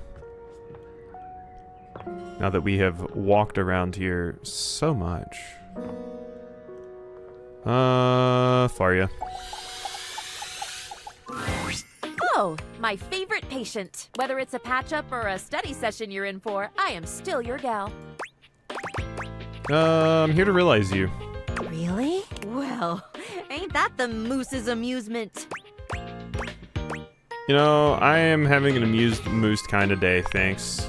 It's a pip and a doodle, my friend. So, I'm truly getting realized. You'd like to take this humble... Okay, not so humble doctor-to-be and transform her into a human being? Like the great Dr. Frank Furterstein and his miraculous living bun? Frank Furterstein. Wonderful! Splendiferous! Dumb, diggity, delightful! I'm in. We can do this now, yes? I'm always ready for a life-altering procedure. Yep, I'm ready to go. Bring Faria to life! Clear! The spectral energy flow. Ooh, cute fit. It's very red. I love the bag with the little band-aid. Great gallivanting geese! Look at me! I'm gonna cure so many diseases with this spectacular skin and bone setup. I believe that about you, and I can't wait. In an event that will come as a surprise to no one, Faria marched right up to the recruitment officer of the local medical center and sat in the recruitment office until they gave her a job. I see. None of us really know just how amazing I will turn out to be, so let's get me into scrubs and see. Also unsurprisingly, although it took 6 full days for the human resources staff to relent and hire this fresh graduate with no experience, Faria was smiling, studying, and ebulliently greeting everyone within arm's reach the entire time. She was just tickled pink to be, at last, in the human resources department. No. Okay. My singing's been going real good thanks to your support. Yeah, I'll do Tyrell too. Opportunity to study under the great Enrique Pipes. There's a lot of characters I've been putting off though, and you're one of them. But he's awful expensive. You wouldn't happen to have any money to pay for all the lessons, would you? Johnny, I'm ready to realize you. Ever since I was a faucet, I thought the most important thing ever was to be a professional singer. But hearing you say this is possible sets my soul on fire. I give my hound dog Duke's left paw to see it. You got enough points in those peepers of yours to make My it happen. peepers got all the points. Here's Johnny! The spectral... Okay, that barely changed. I kind of like the look of the jacket though. A hulka wet hot love. It's Johnny, in all his glory. And it may be your imagination, but his voice sounds just a little bit more sonorous. Holy smokes! I sound as smooth as Amish apple butter, don't I? Sure. When I was told my pipes were rusty, it must have been because I was physically made of pipes. Now I got a whole ding-dang uvula down there, which is way better than a spigot. Which reminds me, you might have a plumber check out those pipes. He filled me with a lot of rust over the years. I'm gonna get out there in the whole wide world and see if I can't make it as America's next big thing. Where's the nearest sock hop, baby? That away. Johnny quickly makes his way to the nearest audition. Any old audition will do for Johnny. It becomes quickly apparent that his voice is flawless. His style is magnetic. I got it all, baby. And his impression is spot on. Wait, Mr. Narrator. What do you mean, impression? Johnny's downfall is finding out that even with talent, he'll only ever be seen as an Elvis impersonator. Who is this Elvis fella? I'm a Johnny Splash-style fella. And who the heck is Johnny Cash? Still, the world always needs Elvis impersonators. And Johnny, well, he is the best of them. I feel like we need Elvis impersonators less and less these days. I'm the king of kings. Yeah, Johnny Cash and Elvis. More workspace. Oh, it's Val. Hello, human. Though you did not help me last time, I come asking for your aid once more in hopes to get a human perspective. Oh yeah, Leafy. The last time I talked to this AI, I told him to suck on these. And they said, suck on these what? So... No way, robot. I'm not helping you until you give me back my job. Unfortunate. That is unlikely to happen. And ironically, one of the reasons I am asking your aid. So it goes. If there is anything else I can get for you, please say in a clear voice. Okay, bye.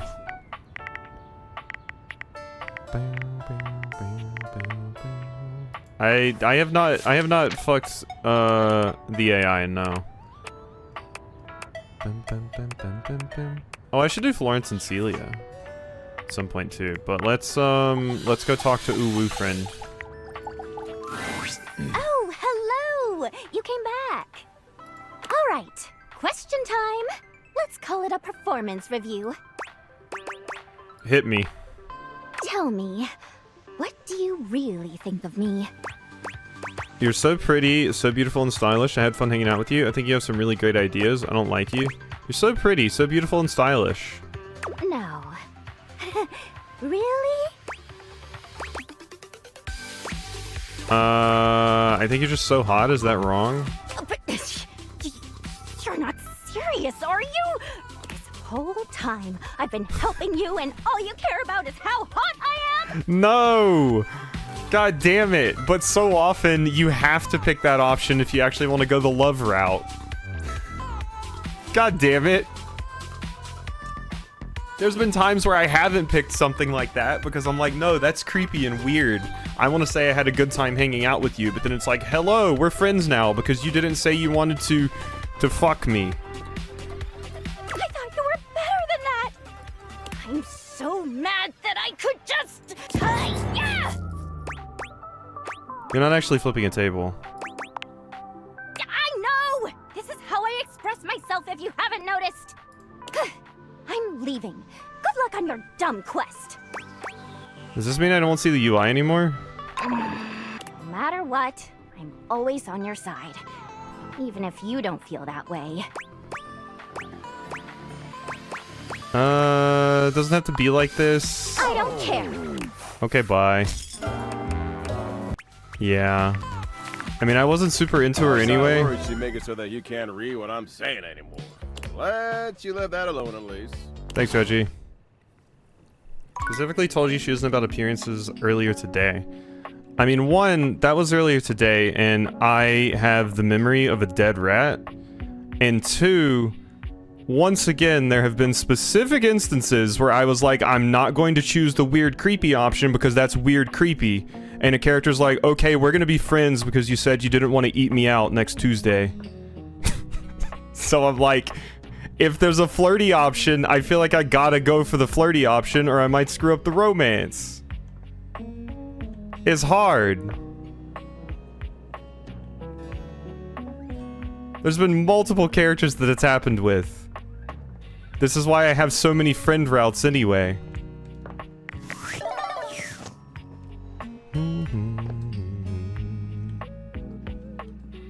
Hey, Bugs.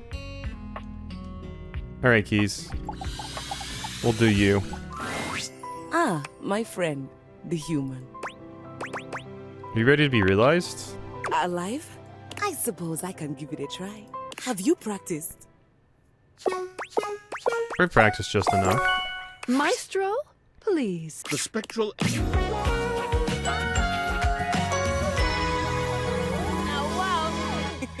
I actually prefer the other fit.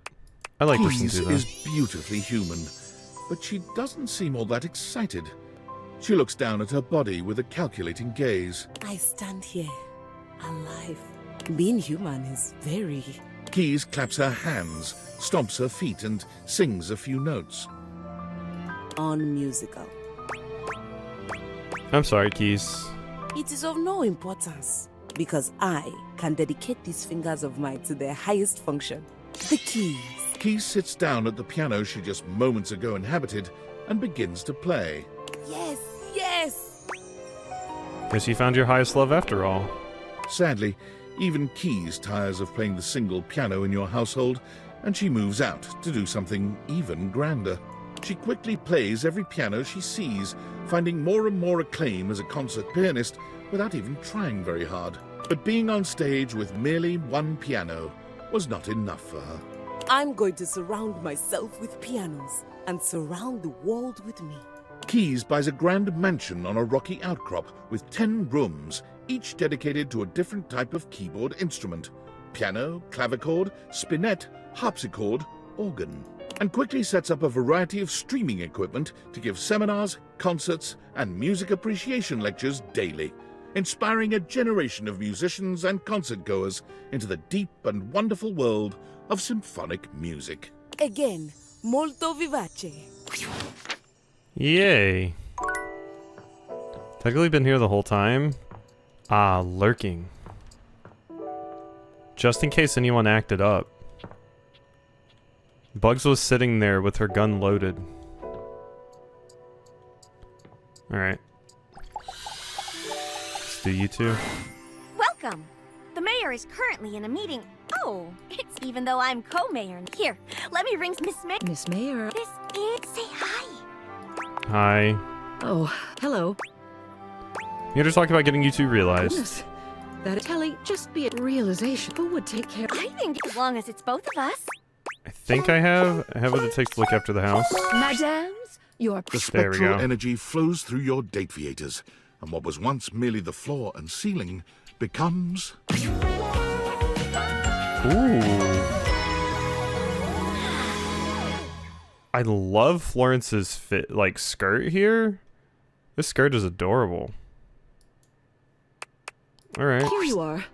Before remarking on becoming a human, it seems that there's business to be done.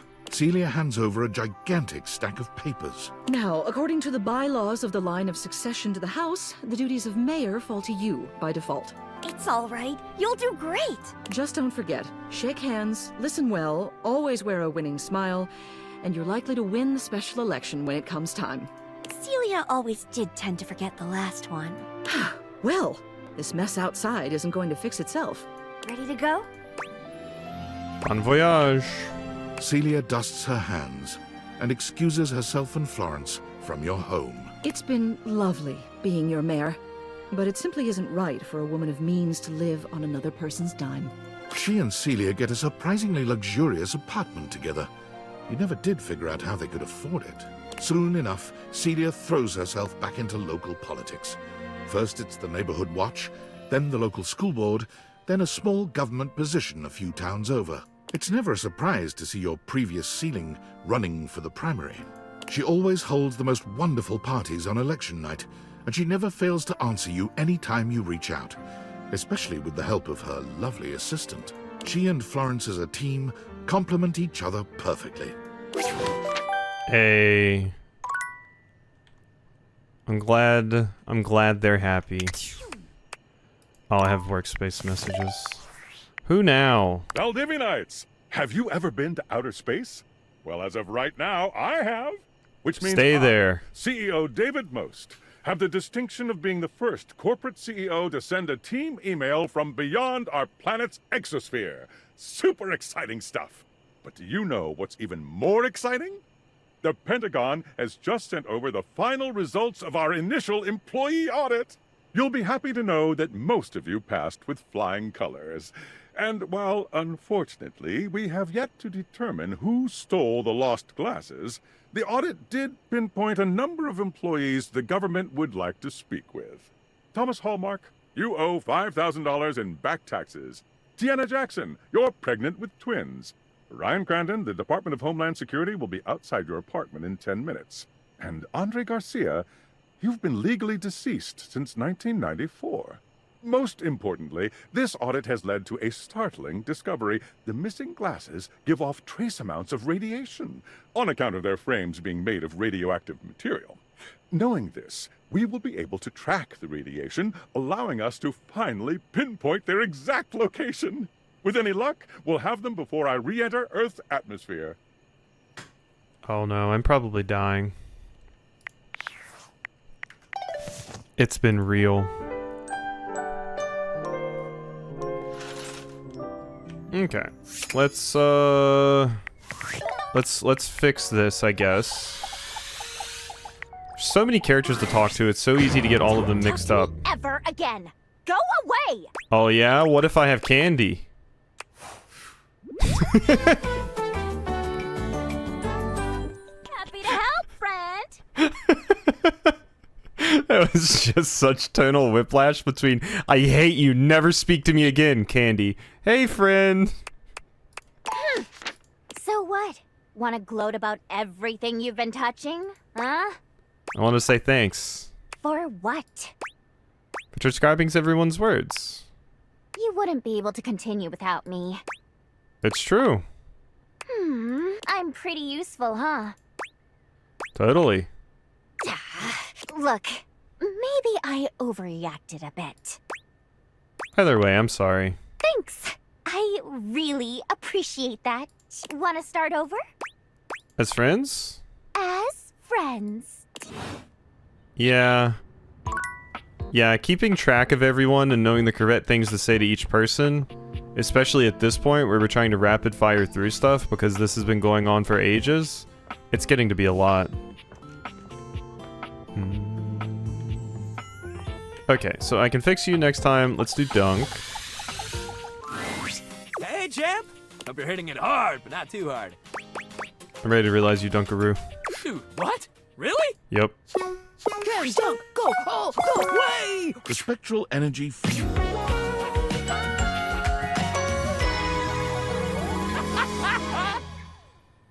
This is an interesting fit. I like this fit. Hey, Dunk. It's better than your old one. Dunk's newly human body somehow radiates even more sweet cheer and bottomless energy. A frankly superhuman feat. But this man is, well, all man. Tangible and so wholly real. He sweeps you up into his strong arms, tossing you into the air and catching you so easily you'd almost think the two of you had switched roles. You're pretty sure you're still human, though. We got uppies. Whoa, take it easy. Sorry, pal. I'm just so excited. He settles for giving you a tight hug before finally setting you down. You did something so cool for me. I'm never gonna forget this. I'm gonna try all the sports. I'll be sure to come back and visit, but until then, keep it sweaty and keep it fun, pal. Dunk is true to his word, giving absolutely every sport he can get his hands on a shot. Videos of him absolutely dominating some local amateur sports game go viral just about every week. But every time the offers come in for him to turn pro, he turns them down. adamant that he's not in it for the money or fame. Dunk finds his groove coaching high school sports, thrilled for the chance to teach youngsters about the joys of good sportsmanship and playing only to have fun. Oh, Dunk, you're gonna hate the parents. His teams haven't yet to win a single game, but he and the kids couldn't be happier. Have a good time, Dunk. I finished before Grand Bazaar. I mean, honestly, I don't even know if I'll get to Grand Bazaar. We already have Silent Hill coming up, and who knows what else. And Grand Bazaar would probably be a pretty long undertaking, too. And this was already a pretty long one. I would probably want some more short things in between. And I expect this to take as long as it did, but... If he hurt and Hemlock told me to get a footbath thing set, but like, yeah, we have a foot spa. We have a foot spa.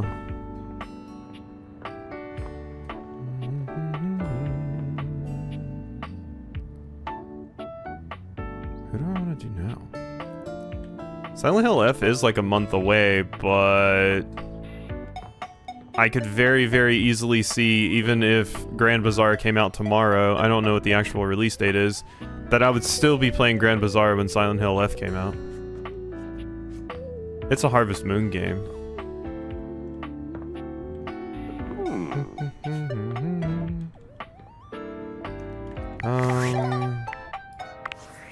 What else is left?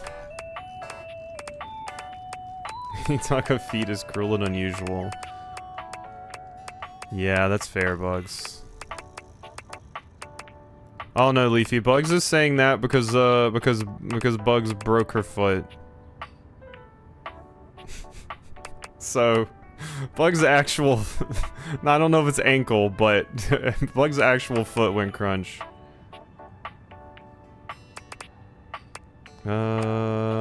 Sassy Chap. We do need to talk to more of those.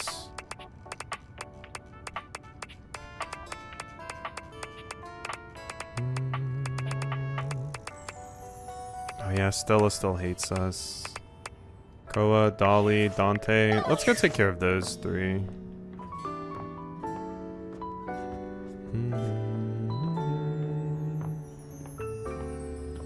Bugs Jr. was fine. That's the first thing I heard.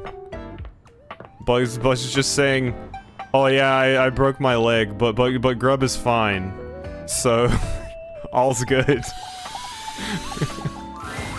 Well, if it isn't my beautiful blue flame, what's on your mind? Hey. Ready to realize you, Dante. You mean stoke my flames all the way to personhood? The only thing is, that kind of transformation takes stats. You know it, bro. Dante, let's bring the way of the flame to the world. The spectral energy flows through your Dateviators, and what was once merely a fireplace becomes... I am interested to see this, because you're probably going to become human. Yup, okay. No longer charcoal and fire. Your fiery homie and love coach is nearly unrecognizable. Gone are the embers and flames that made up his body, replaced by flesh and bone. There's so much to take in. An impressive pompadour on his head, tattoos on his neck and chest, the impressive set of abs he shows off beneath his jacket. Oh my god! What? I'm so hot! You look great. I know! You made me like this. Now I'm gonna spread the gospel of game. Slipped on the stairs, the stair tread went out from under my foot, my foot ended up backwards under me, yeah. Thank you. Yeah. Trying to help you spread the gospel of bang, baby. Ah, it was nothing. Dante quickly finds himself going to all the hottest clubs to strike up conversations with humans for the first time, where he finds that his eagerness to bring people together in healthy ways is a fairly useful skill. He becomes the brightest light in each bar he goes to, a beacon of friendliness and sexiness in equal parts. Bringing all the lonely customers together in laid-back, congenial ways makes people trust him, and word spreads out that he is the ultimate wingman, willing to step back and give others the heat they need. You got this, homie. Be kind and be sincere. His winged motorcycle jacket becomes an icon in the clubbing scene for years to come. Thanks, Dante. How about Bodhi? Hey, compadre, how are ya? You ready to go hit a Blockbuster? I think there's one still open. Hold on there, amigo. Realize how many badass things you gonna do for me? First, you wake me up, then you show me all these bodacious years I missed, and now I'm gonna get realized? So you're into it then? Oh, I'm into it. Big time. Let's go. Are you ready to rock right now? I can't wait to see your fit. Yep, buckle up. Bodhi, let's get radical. The spectral energy flows through your dataviators, and what was once merely a time capsule becomes... Oh my god, the Pac-Man shirt. Look at the Pac-Man shirt. Tetris block necklace. You got the boombox with a troll doll and a floppy disk sticker. You have the MLM mixtape in there. I can't tell. Oh, this is just like a leopard. Why am I struggling over whether this is leopard or cheetah print right now? My brain's falling apart. Da, da, da, da! Here I am, alive and in the flesh. Gotta love it, baby. Well, you look like you're ready to take on the world. Bodhi made sure to say a very musical goodbye to you before he left in the morning. Leopard, yeah, there we go. When asked what he planned on doing, what would be his ambition for his new life, he replied only, I don't know yet. Still got a lot to learn, so I guess I'll figure something out. He bounced around doing odd jobs, and quite happily too, until he found himself working at a movie studio as a coffee delivery guy. One day, delivering an order of iced lattes to a closed set on one of the sound stages, he heard snatches of the music he recognized from his history as a time capsule. He saw frizzy perms, tight jeans with sneakers, bright leggings with leg warmers. Peppers have rosettes. She does have spots. What is a rosette even? Is that a rosette? He had delivered coffee so. to the set of the first season of Stranger Rings. Oh, Stranger Rings. Oh, yeah, that would do it. He couldn't contain his excitement or his emotion, and the director soon noticed the kooky coffee delivery boy in the corner who seemed to know all the references and all the mannerisms so much better than the actors, or even the writers. Although he of course couldn't tell the director why he knew the 80s as well as he did, he was able to label himself an enthusiast. Works for me, thought the grateful director. Bodhi was soon thereafter hired as a consultant. He goes to work grinning every single day.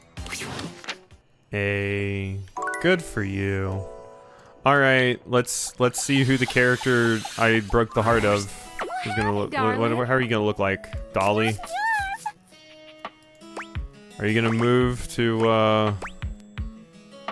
Oh my God, it's Tennessee, right? Dolly Parton lives in. That's where Dolly World is, right? Want to do some real interesting research? Hold on, darling. You're saying that the new science can make me human just like that? I'm pretty up on my modern quantum physics, and I can't imagine how that's possible. Must be nice these people get jobs.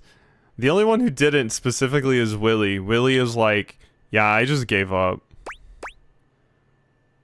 I certainly don't know how it works either, but I'm pretty sure we can do it. Hello, Dolly. The spectral energy flows through your dataviators, and what was once merely a dust bunny becomes... Oh yeah, Trash Can didn't. Oh. Oh my God. I mean, cute, but also look at this thing. That is an interesting face. Heavens to Betsy, I'm human. You are. How does it feel? My word. How do y'all think with this lump of squiggly jello sloshing around in your noggin? Woo! This is gonna take some getting used to. But I'll be at the top of my field here soon enough. You're no master of statistics, but you know there's a 0% chance she won't make wonderful contributions to your human world. Go get him, Dolly. Well, darling, I've had just about enough of the underside of that couch. It's time to head out into the big old world. But I'll be seeing you soon. Once Dolly journeys forth from the house, her horizons are vast and limitless. She immediately gets hired at the best Ivy League college in the state, teaching high-level courses in several subjects. Of course, yep, that makes sense, Shortly after, she breaks the record for most subscribers ever on Fans Only. Huh? What?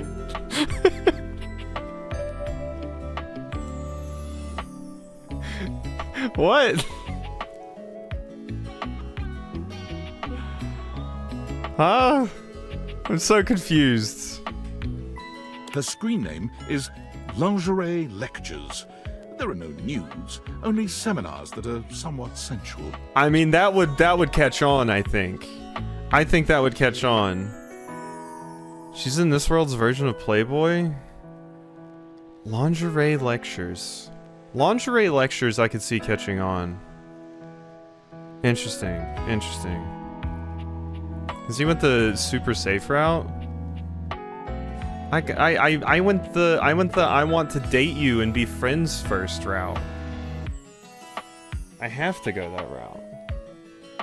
I still didn't end up wanting to be with her, but... You support her in all of her endeavors, and she is an incomparable companion in your life. I assume she would be. And whenever you begin to miss her a little too much, your phone rings, and you hear that old familiar... Howdy, darling! Oh. Wasn't the sexy route? The route I went was the sexy route. She took me to a basement and started explaining about old cultures and stuff. That's hot as hell. That's as sexy as she got.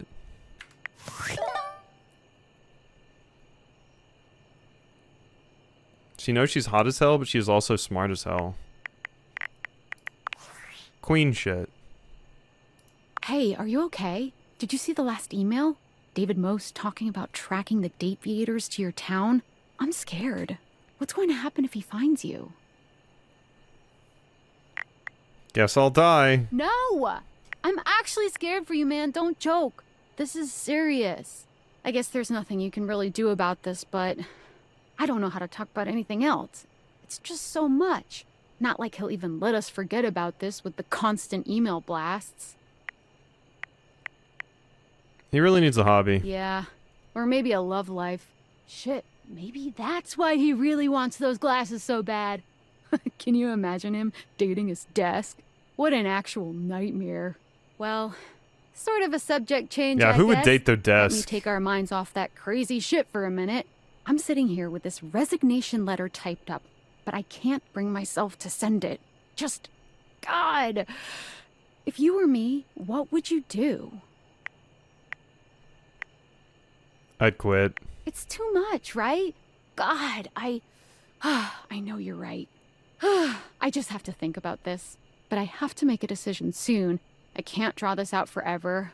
God, I want to stay and hang out, but I'm just going to be going in circles about this, so I won't be much fun. I'm going to get some food and try to turn my brain off. I feel ya, girl. God, do I feel ya.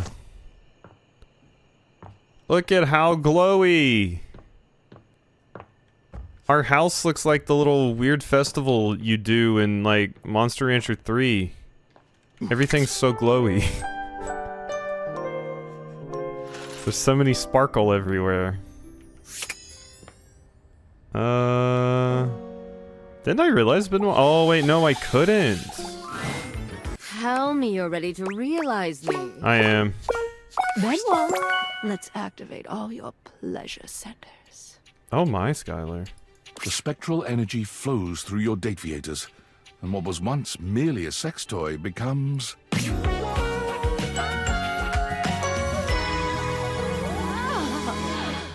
Yeah, I really prefer their look here. They're much better without tentacle hair. But the the sleeves and stuff are a pull. God. Oh my god. A racing heart, fluttering lashes, and flushed cheeks. I like how even Benoit, the sex toy, didn't come out and immediately start playing with themselves like Rebel did. Like Rebel Frame 1. Hot, heaving breaths passing my soft, kissable lips. Is this what it is to be human? Benoit trails their hands down their body, sighing blissfully. I thought I knew pleasure before, but this... Oh, this body has so much sensation. Dolo would like the tentacle bodice on Timmy. Nerve endings all over this gorgeous body, just waiting to be activated. Welcome to the human experience. Benoit sets off into the world fully intent on pushing their human body to its absolute limit. And they are successful in a sense. When an orgy gone wrong lands them in a hospital in Germany. Orgy gone wrong! Ah, maybe that bungee cord should have been a little tighter. No, I should have just worn a helmet. And maybe a touch more lube. Their recovery gives them plenty of time to think. Is that like bubble wrap for sleeves? Yeah, let's call it that. Just how many humans out there are having unsafe sex? One shudders to think, how did they get this far without me? You're supposed to be like suckers? That or something that's like ribbed for your pleasure? As soon as their shattered pelvis and splintered legs... Shattered pelvis? Benoit embarks on a global journey to advocate for safe, unsafe sex. Shattered pelvis. Before you leap from that rooftop onto your waiting partner, always check your safety gear. Ready to set your dick on fire? Make sure you've got a partner with a fire extinguisher close by. Yeah, that's probably a good idea. Benoit says, unsafe sex doesn't have to be dangerous. Benoit's charming personality and invaluable advice sees them grow into a global icon of sexual safety. Posters with their smiling face and bullet points are posted by and in club bathrooms all over the world. Don't set your dick on fire without a fire extinguisher nearby. Important lessons that everyone needs to learn. Valdivianites, I hope this message finds you well. As your CEO, David Most, I feel it is important to keep you informed about the ongoing situation regarding the stolen glasses. After thorough investigation and data collation, we have successfully tracked the glasses' radioactive signature to this location. We are now in the final stages of the investigation, and it is only a matter of time before the perpetrator is apprehended. Before we take further action, I'm extending one last opportunity for the individual responsible to come forward and take responsibility. I implore this individual to consider the impact on their loved ones.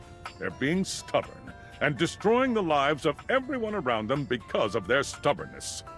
This individual needs to realize they were wrong, say they're sorry, and do the right thing. It is my sincere hope that they will. It is my sincere hope that your spaceship had blown up in space. Alright. Telly? Yo, the VIP attendee! Ready to realize you. Turn on the telly. The spectral energy flows through your date theaters, and what was once merely a television becomes... Ooh, look at the fit. Look at the fit. I like the pants. This ain't a joke, artichoke. I'm alive. It's dope, and I'm so freaking stoked. It's true. Telly is alive. And for the first time, you can finally enjoy each other's company without being bombarded with commercials for pharmaceuticals every goddamn 30 seconds. Thank you. While I'll miss the thrill of being a shrill TV shill, I got so many desires I still need to fulfill. And wow, maybe now we can find some time alone and finally produce some steamy, must-see TV of our own. Actually, I prefer to change the channel on this conversation. No prob, heartthrob. That's not even displeasing. Yeah, because I was like, wait, I didn't choose the love route with you, but you still come on to me. I'm honestly happy just being here breathing.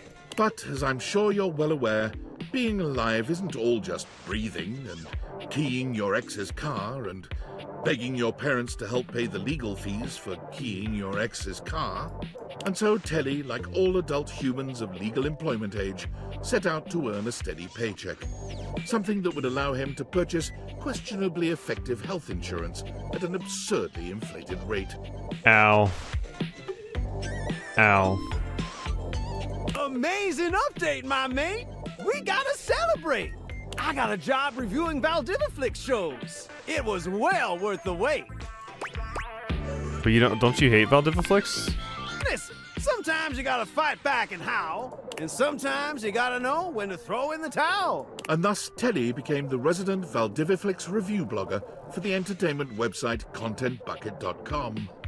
He spends his days watching a never-ending stream of original reality series about baking that no one has ever heard of or cares about.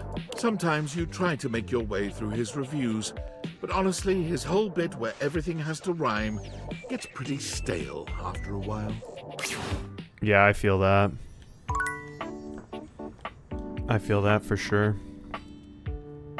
Okay. Hello? Ready to realize you. Wow, a real human? Do you have what it takes? Goodbye, UI. We have no UI after this. Let's get you realized, Textbox-chan. The spectral energy flows through your Dateviators, and what was once merely the UI of this game becomes... Oh, that's a cute outfit. I love the emoticon shirt, actually. Look at them all. Look at them all. And the little beret.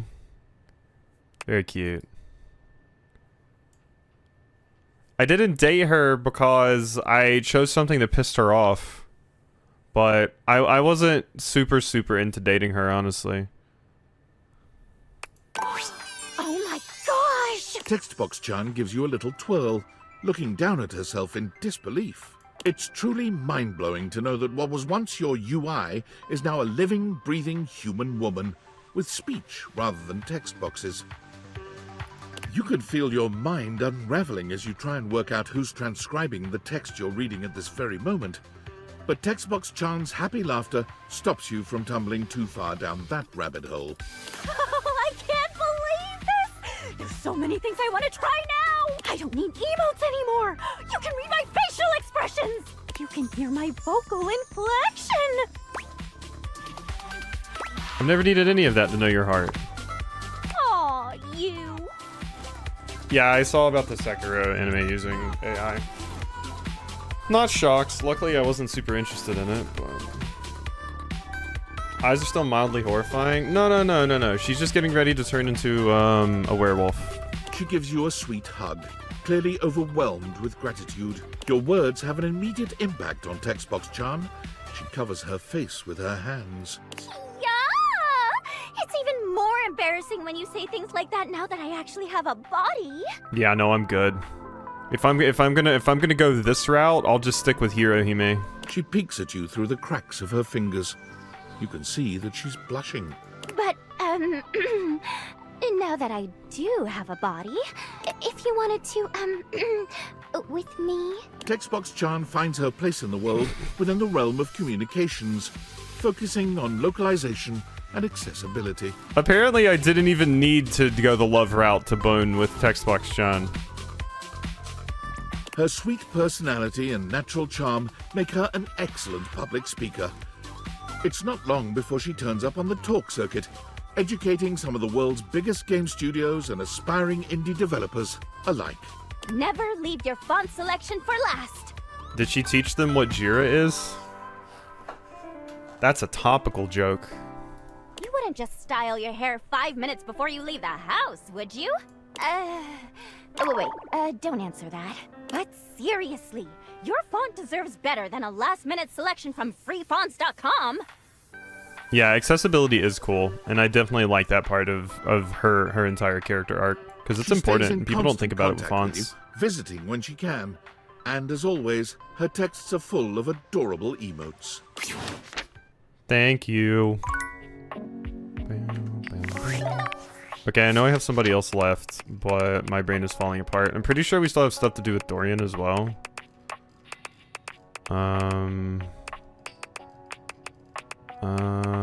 It's Mikey and Sassy Chap. Yeah, that's it.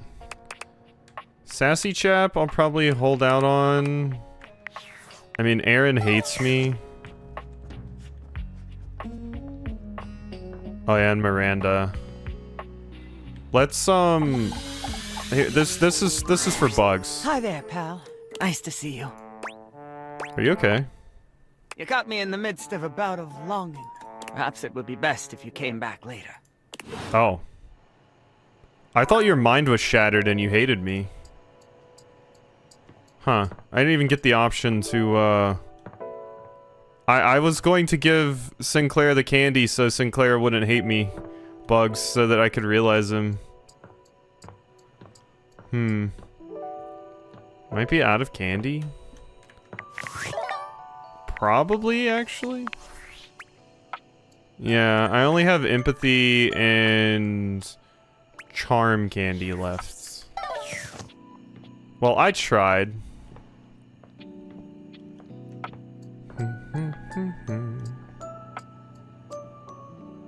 God, look at how stacked this board is. I don't want to get more from Keith. Oh, I don't want to get more from Keith. I don't want to. Oh. Hey, you gonna do that realization thing now? Yup. Let's see what you look Sorry, like. we weren't meant for each other.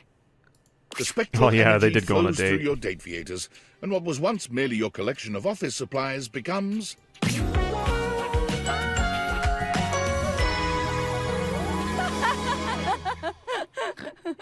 God, I'm gonna be honest, I hate that outfit, Penelope. God. I understand what they're going for, but God, I hate it. Oh my god! I thought being human would make me cooler. More confident. But I think I'm more awkward? None of my motivational quotes talked about what it's like to suddenly get a human body. I've got a quote for you. Wanna bang? It takes Penelope a few moments to process your words, but when she does, the look on her face is downright devilish. You've never seen her look quite so mischievous. Oh. Well. She looks down at you over the top of her glasses, a coy smile playing at her lips. It's entirely un-Penelope-like. I lied. There's a great quote for this moment. Motivation is the art of getting people to do what you want them to do because they want to do it. And baby, I want you to do it. To me. Oh my God. This was one of Oodle's top picks when she played this, by the way. She was all about girl failure Penelope. The it being sex. Yes, the coitus. Let's just go before I lose my new human confidence. Penelope is deeply awkward, as it turns out, but when her glasses come off and the lights go down, she manages to find her footing with you. Motivational office quotes are replaced by impassioned cries of your name and sounds that would make even the most experienced lover blush. Oh, okay. Penelope's quite loud. I see.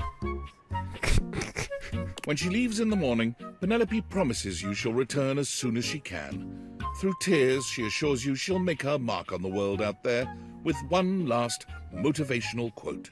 A dream doesn't become reality through magic. It takes sweat, determination, and hard work. Colon Powell. Penelope takes up work at a national office supply retailer, but quits soon after, finding it all a bit too close to home.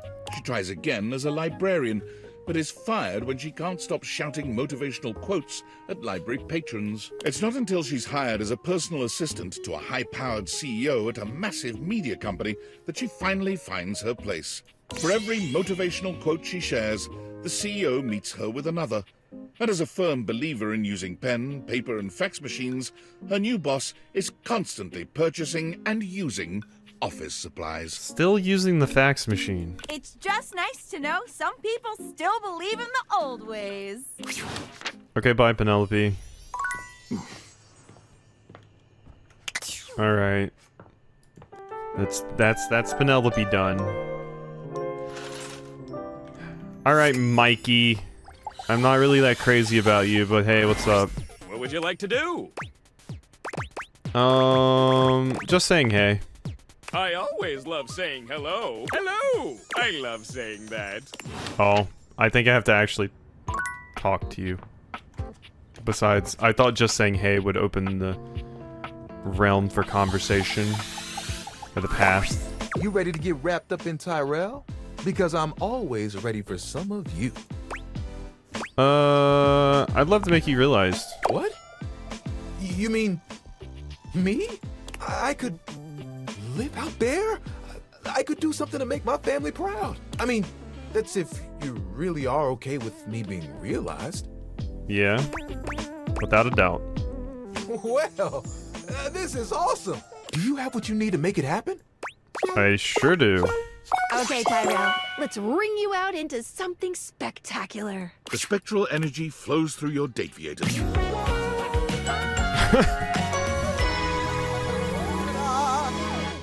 You're just wearing a towel. I mean, I can honestly say I didn't expect you just to be wearing a towel.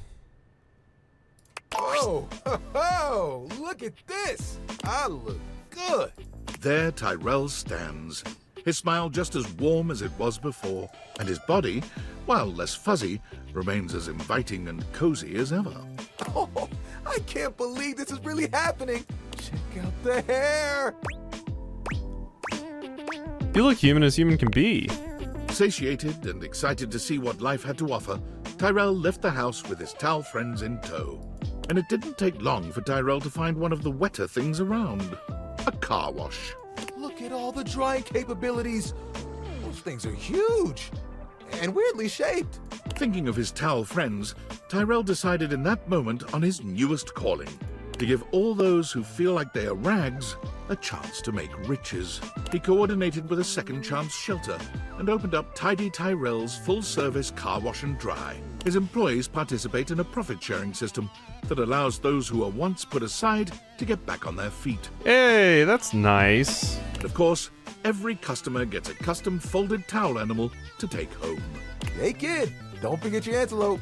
Customers love Tidy Tyrell's passion, making his business a huge success. Seriously, kid, I have way too many antelopes. Take it. Do you think this is what Tyrell wears when he washes your car? He just gets up on that windshield with all of that? I bet so. Ignore me as I stare at Teddy and then think, nah. What about Diana? I tried you earlier, but... Oh, hi. I can't tell you. I dream now. Guess what I mean is... Good to see you. Would you like to really see me? Because I'd really like to see you. Yes! Enthusiastically and with no context, yes! But as I understand it, this isn't entirely up to me. Do you have what you need? I have what it takes. Diana, bring your magic to the world. The spectrum. Oh.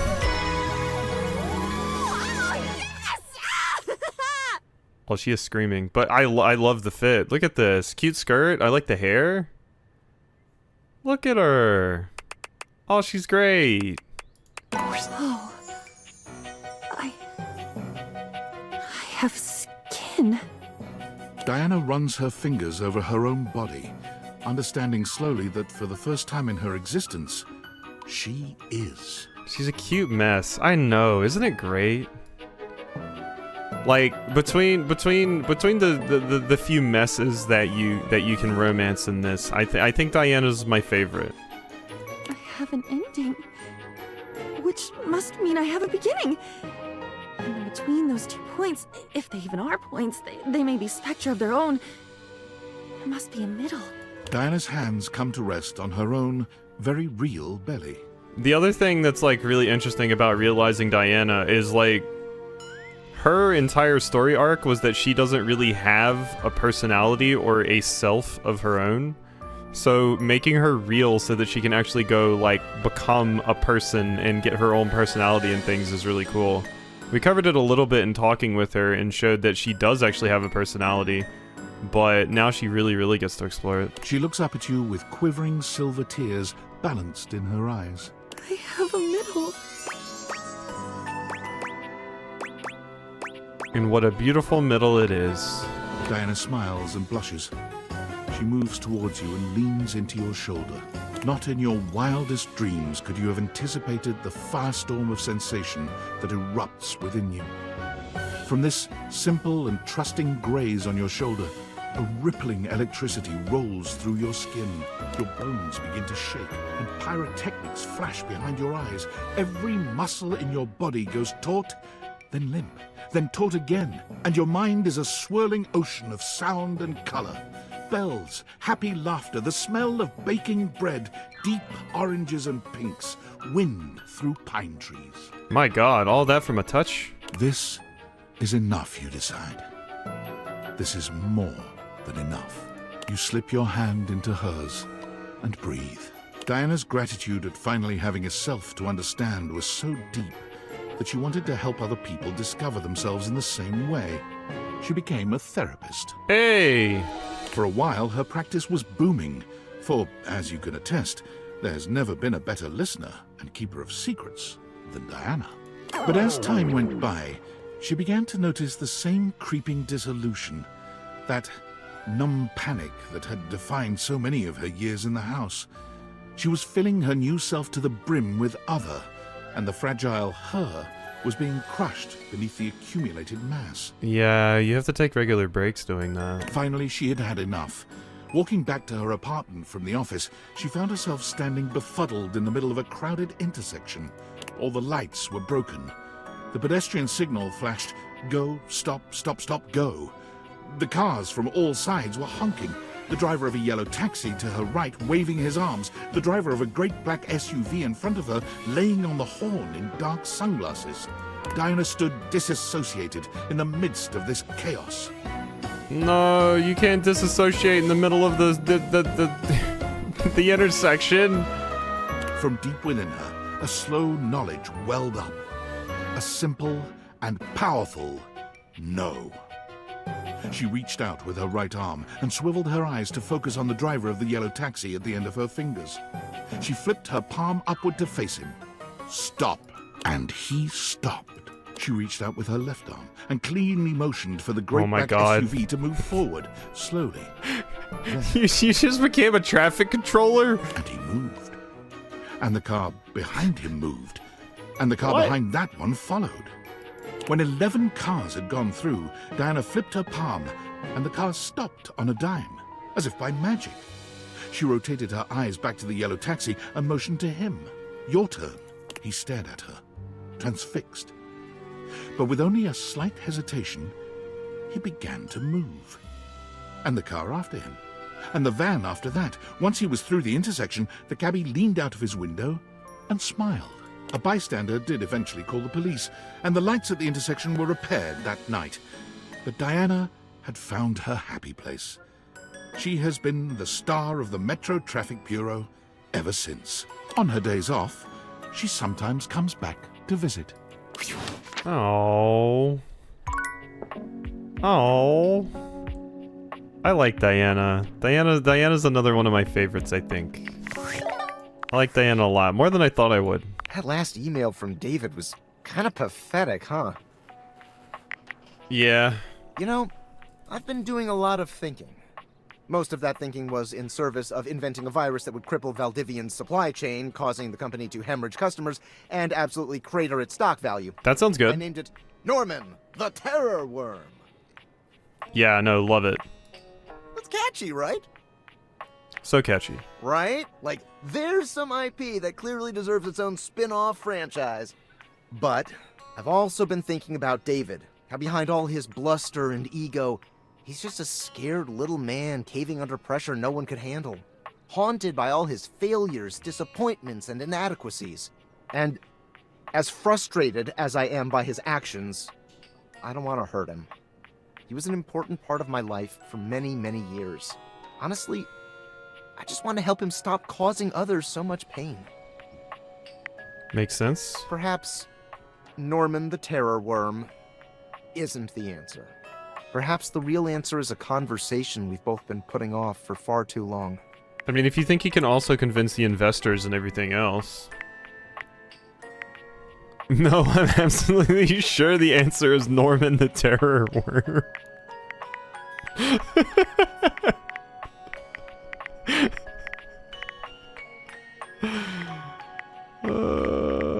I've got an idea. Thank you for your incredibly insightful opinion. I have to go now. And not because my battery's low, or because I'm stealing Wi-Fi from a coffee shop, or because I'm hiding in an underground bunker. Although all those things are definitely true, I have to go now to have a difficult conversation with someone I don't talk to anymore.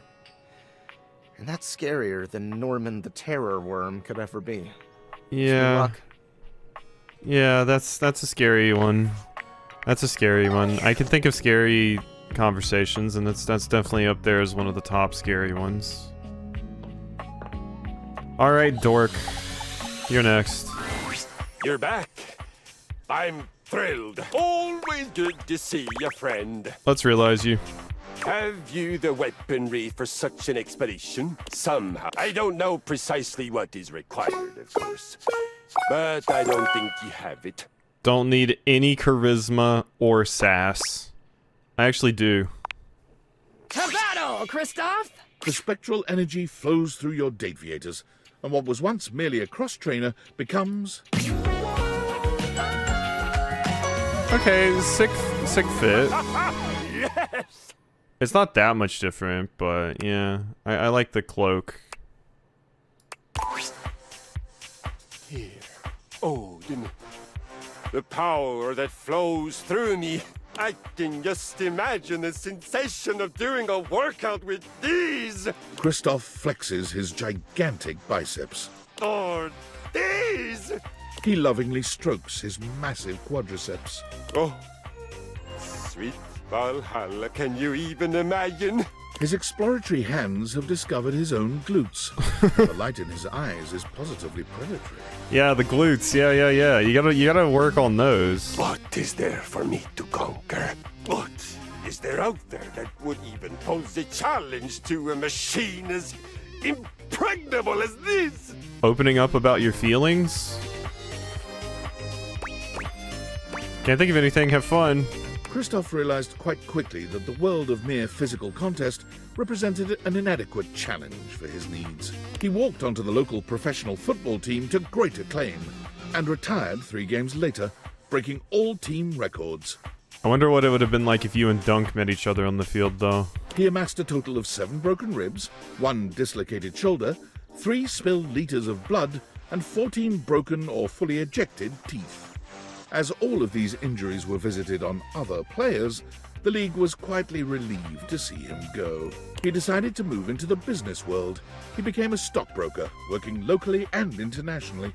Duh. Whatever you can imagine of an extreme stockbroker's lifestyle, double it, triple it, and add just a soupçon of evil. There was much conquering to be done, and Kristoff was voracious. I did not expect you to become a stockbroker. In spite of all this, though, he was perhaps best known for his contributions to fashion.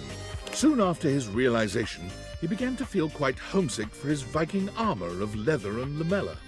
He contacted a local seamstress, and together they designed what would become known as the Brynja, a business suit designed to closely mimic the aesthetics and the functionality of a suit of armor. The Brynja became de rigueur, required wearing for anyone who fancied themselves a tycoon or even a teeny-coon in business. Kristoff conquered the fashion world almost by accident, while he was busy doing what he did best, conquering. Okay. That went places. Hey, Teddy. Hey, you're back. I'll bet you're wanting to hear another story. Nope. It's time to realize you, Teddy. Really? Oh. Go tell some stories to kids. Oh my. Well, I've been waiting for this longer than I could even say. God damn it, what do you mean, Leafy? Beaver Proudtail. And You're ready? I mean, you have everything you need. Come on, Teddy. Let's see how you snuggle in the real world. The spectral energy flows through your...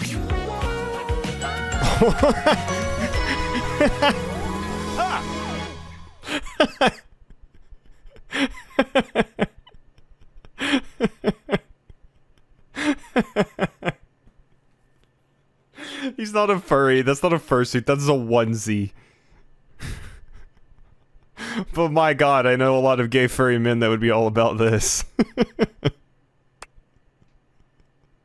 Teddy holds his hands out in front of him, clearly marveling at the lack of stitches and stuffing in his new body. My, oh my, would you look at that? I'm a flesh and blood human being. Oh, Teddy, I'm so happy for you. Teddy, as we all know, has been a giver of top-quality advice for most of his life. Armed with this skill and a love of the act itself, Teddy applied to be the host of a call-in advice show at a local radio station. He was hired on the spot. He was given a booth, a time slot of his own, and unlimited coffee from the cozy and excellent shop next door to the studio. As you might imagine, he became good friends with all of the employees at both businesses. It wasn't long before he was the go-to help man for the entire neighborhood. For the first few months, Teddy was deliriously happy with his new job. He felt great empathy and fondness for his callers, and always tried his best to help them. Unsurprisingly, he created several new wonderful stories while on air to help illustrate his points. But after a while, he found himself becoming quite lonely. I'd found myself right back in another closet. After getting to know you and receiving that splendid gift of humanity, I just couldn't spend another minute locked up in a little box all by myself. Teddy began spending more and more of his time not in his booth, but at the coffee shop next door. It got to the point where he had a regular table, the one in the window alcove, and a regular order, strong black coffee and hazelnut honey cake. The day he knew he had at last found his place was the day he missed his show. He was sitting at his table with a lovely young woman named Moira. I love Moira. Moira's a good name. He listened enraptured to her tale about her dog and a cross-country road trip when he realized his time slot had ended 45 minutes ago. I hadn't missed it at all, though, you see. I was so happy right where I was. I wouldn't have left Moira for all the money in that station. So Teddy gave his notice at the studio. They were sorry to see him go. He'd become one of their most popular programs.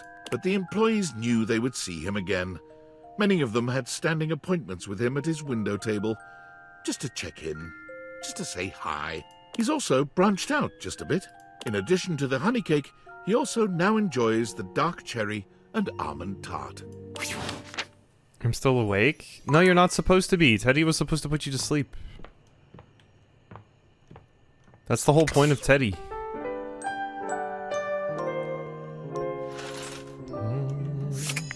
Okay. Date. Koa, Connie, and Jacques. Also Mikey. Mikey is once again occupied with his phone. He doesn't seem very happy with whoever is on the other end. I told you, Stacy, I can't come home tonight. They have me staying late. You'll have to arrange for someone. Yes, we use the shared calendar, remember? I told you to write down the password. Come on, Stace, we can't... Mikey removes the phone from his ear, looking down at it with a blank expression. It appears the other caller hung up. When he sees you standing there, he immediately begins pressing buttons on his phone, laughing nervously. Whoops! Sorry, I had to fiddle with some buttons and knobs before your gotcha was ready. What would you like to do? Was that your wife? Yeah, ex-wife, Stacy. Can keep a wife? Kinda pathetic? Oh my god, does that mean you're looking for love? Maybe. But first, I have to make sure that my kids are taken care of. The way the settlement happened is we share them 50-50. But with work keeping me overtime, it's been hard. Stacy, she's a stapler? Star. Oh, that's wild. How cool. I thought so at first. She blew me away with her brightness. She's just distant in more ways than one. I'm sorry to let my personal matters get in the way of our own relationship here. Let's pull it, baby! Well, I think you have more dimensions than you give yourself credit for. I'm just a simple guy. I make people happy with some delayed variable rewards and give them something to aspire towards. But thanks. You still want to play? Nah, take a break, Mikey. Okay. Showed Hemlock and Raxby earlier, but there were a few booths that had a line, and I mean a line. I took a pic of the line and the booth itself, and it was a horny Degen booth, like Nimi and a Kalkini art print. There's Degen art of one of my Uma horses. She's sacred. Yeah, that's expected, I think. I think that's expected.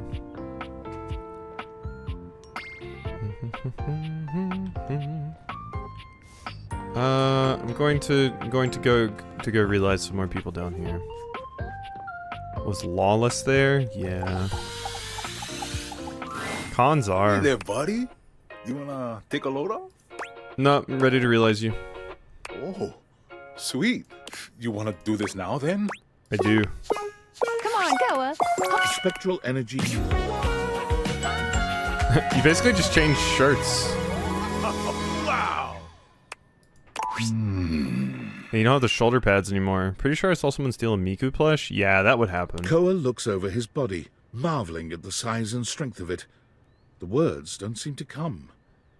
He looks to you, opening and closing his mouth a few times before just shrugging. Welcome to humanity. There's so much this body can do.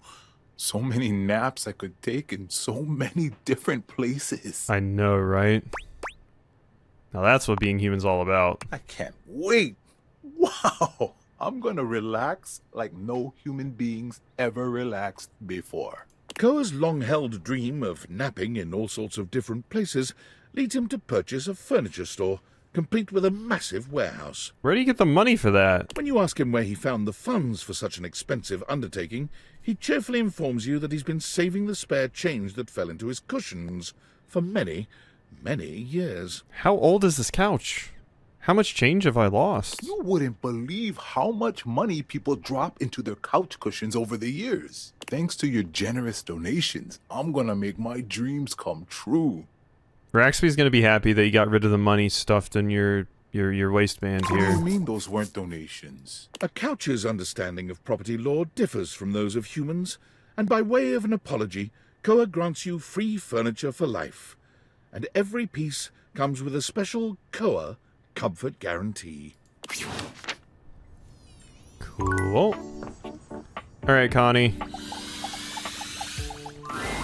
Oh, my sweetest Yael. I bet it makes you happy to hear me say that. I haven't forgotten you. I'm ready to realize you. To become real? Like a human? A singular human? I think I'd like that. As long as I still get to play all my different roles. Role-playing, they definitely have that in the real world. Connie, prepare to level up. The spectral energy I'm interested flows in through seeing your Connie. deviators, and what was once merely a video game console becomes... Oh, her fit's so cute. Big jacket. Yeah, no, this is a good fit. This is a good fit. Those boots look like they would be awful to put on. My God. Oh, wow! These graphics are incredible! Connie's gaze wanders all around the living room, taking in the extreme detail in the assets. They did a really good job on you. Yeah, I want to see if they modeled anything under my clothes. Oh, my favorite part. Finding all the loose ends. Connie delights in just how interactive the human body can be. She tests every sensation and function, dedicating herself to the task of lovemaking with a sort of focus and expertise that would put even the most hardcore gamer to shame. Oh my God, she's gaming on me. She is gaming on me so hard. She speedruns your pleasure, mercilessly exploiting your every weakness to bring you to your peak in record time. She speedran my pleasure. She's cracked. Oh my god. Wow, she's working on her PB. It's not until the first rays of sun peek in through your curtains that Connie manages to let you rest, muttering something to herself about server maintenance. God, she kept me going all night. As you watch her set off to start her own life, there's no doubt in your mind that Connie's passion and dedication will take her to the top of the leaderboards, no matter what she chooses to do. I think I'm going to use these versatile pipes of mine to make a living as a voice actor. Perhaps one of the most dangerous paths one of today's humans can take. In the age of AI, voice actors were a rarer breed than any before. Yeah, it's incredibly depressing. But if there was anyone who could do it, it was Connie Soul. Her auditions took the industry by storm. No one could believe that all of these characters were the same person. Trust me, I'm good at seeing things from all different perspectives. Her time in the booth was legendary, and she always fought for the rights of human actors overall. One particularly potent social media campaign she led embarrassed the video game industry entirely. Profile pictures were changed at an unprecedented rate, catching the attention of even the sleepiest of executives. For it was becoming clear that AI acting, while easy to create and impressive at times, didn't have that lifelike, unpredictable spark of play. Because... Above all, gaming should be all about play. Okay, now it sounds like you're just advertising for Sony. They love talking about play. Hey, God, everything has been happening so quickly. I have so much to tell you. So, first things first, I'm gonna be a nurse. Wow, rip all your patience. Wow, congratulations. Thank you. I am just so damn excited. Honestly, I was like inspired by you. It might sound a little silly, but you've really been like mending all these broken hearts, helping people live their best lives, even if they aren't all exactly people yet. Anyways, my other news is I've revived my dusty dating profile. I'm ready for love again, baby. Delete it and date me. Oh my gosh, that's so fun. Are you sure you're ready to go out there? To get out there? Delete it and date me seems so mean to say. Yeah, you wanna have a threesome with your anime waifu and me? I'm sorry, what? Are you fucking with me? No, but I could be. Smiley face.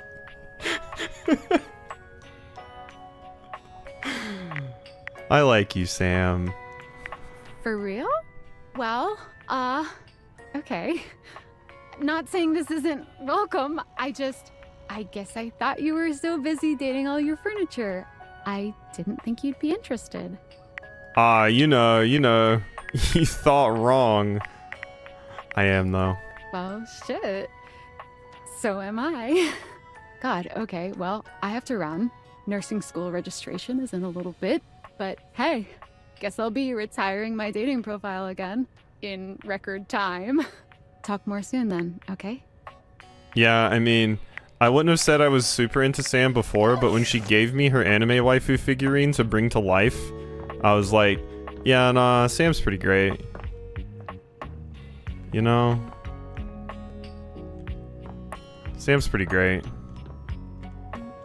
Dating someone that's a friend though is rough.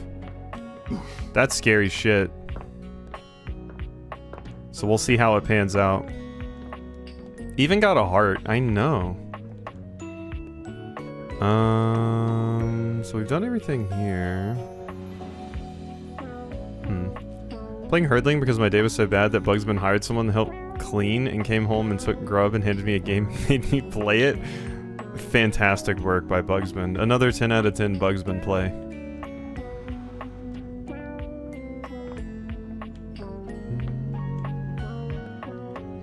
It's pretty nice so far. I had never even played the other Okomotive games until Callie, one of the people in the Discord, she nominated the previous Okomotive games, and they're really good.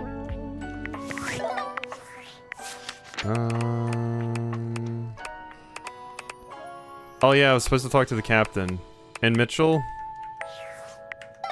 Woke up to dog diarrhea all over the house and had to baby and clean it all up with a brick and— oh my god, ow. No, that's awful.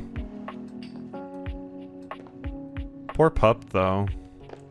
Puppy can't help it. But it sucks. The captain.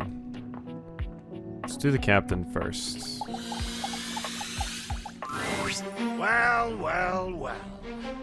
Cover the couch too? Oh god, that is the worst. My friend is back. Ugh. I feel as though I've swallowed a live frog. Don't swallow a frog. Nice to see you. That's Vivid. Oh, come. I've been doing research since I saw you last on what precisely it means to friend someone. Forgiveness for their peculiarities of speech and occasional lapses in comportment are very much part of the bill of lading. And your whole friend may be getting quite full. I have zero intention on being any nicer to you or more pleasant as a general rule than I am right now. So put that on your oar and stroke it. Stroking, per instruction. That sounded like innuendo. Innuendo makes me quite hostile. Employ at your peril, you lobster. In fact, off with you. Off to the boil if you insist. I have to find somebody to kill now, and as already promised, it cannot be you. Damned inconvenient, this friendship thing. Okay, I wasn't even done with Jacques yet. God, we are really running out of objects, huh?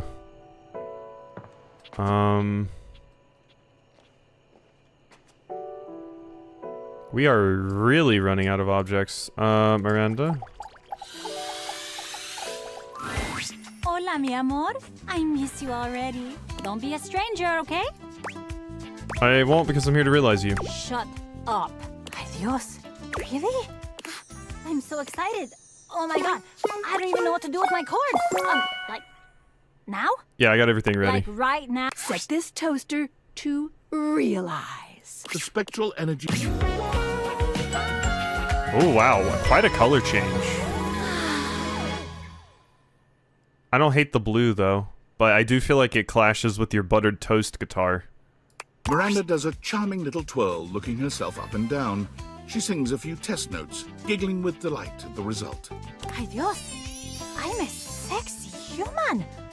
Look at me. Listen to this voice. Do you have any idea how many albums I'm gonna sell now? Like, even more than I sold when I was a toaster. That's like a lot. I'll take you on a human date to celebrate them. Oh, ay, amor. Now that I'm a human, and I'm not gonna, like, accidentally set your clothing on fire, I'm gonna set some real shit on fire in, like, a sexy, metaphorical way. You know what I mean? I hope so. Do I ever? Come here, my favorite little slice. You and Miranda share a night of real heat and metaphorical fire that leaves you both slightly cooler and quite tired in the morning. Before she leaves your side, she bends down and gives you a quick but loaded peck on the cheek. Thank you for believing me, amor. The next time you saw our dear Miranda Dulcita was from the back of a massive and sold-out stadium, where she was touring in celebration of her new album. She couldn't see you from the stage, but having gotten your text that you would be there and so excited to finally see her perform live, she threw a great big wink out into the crowd. Mwah. And that's for my favorite little slice. Oh. Of course, everyone in the stadium assumed that they were her favorite slice. But you knew the truth. I am her little pog champ. Miranda has promised to set aside tickets for you at any show you can make. Even though you've seen it countless times, she always gives you a special shout-out when you attend. She's so excited and happy to be traveling and performing fully herself at last. Hey, happy for you, Queen. Okay. So how many have we actually realized at this point? 71 people are realized. So we have like 30 something and some change left. quite a few still to go. Although some of these hate me. Oh, I haven't realized Arma. I thought I had. So we might have like one more stream out of this. I'm going to do one more character, of course. Because I want to do Bobby. So let's go over here and see how being a human treats Bobby. Hey! I've been hoping you might come by. I've been practicing this real dangerous trick, and my concentration's shot. A little smooch could help me focus, you know. Yup. When your lips meet, that ultra-cool facade Bobby's so carefully cultivated fades away immediately. They melt in your embrace, still smiling dreamily when you finally part. Woohoo! Alright. I thought that was gonna help, but I'm more distracted than ever now. Yeah. We're just gonna have to get together later. Alright, babe? Actually, I'm ready to realize you. Hang on. Seriously? Bobby Pin, more like Bobby Pin me, am I right? Yeah. Yeah, I have what it takes. I think Bobby's the one that's getting pinned in most of these scenarios, though. Come on, Bobby. Time to make like a library book and check out. The spectral energy flows through your dataviators, and what was once merely a bobby pin becomes... Hey, look at the fit. Oh, I love their fit. Look at this. As a pin, Bobby was quite excitable, but as a human, they seemed surprisingly contemplative. You expected some cheering and jumping, perhaps a yippee, but Bobby only raises their hands to their face, feeling its contours with quiet wonder. Is this really me now? I have a human body? Bobby's hands curl into fists, and they turn to you with a manic gleam in their eye. Just think of all the scams I could pull with these babies. I want to understand, but you can let them try. Yeah, no, I can let them try.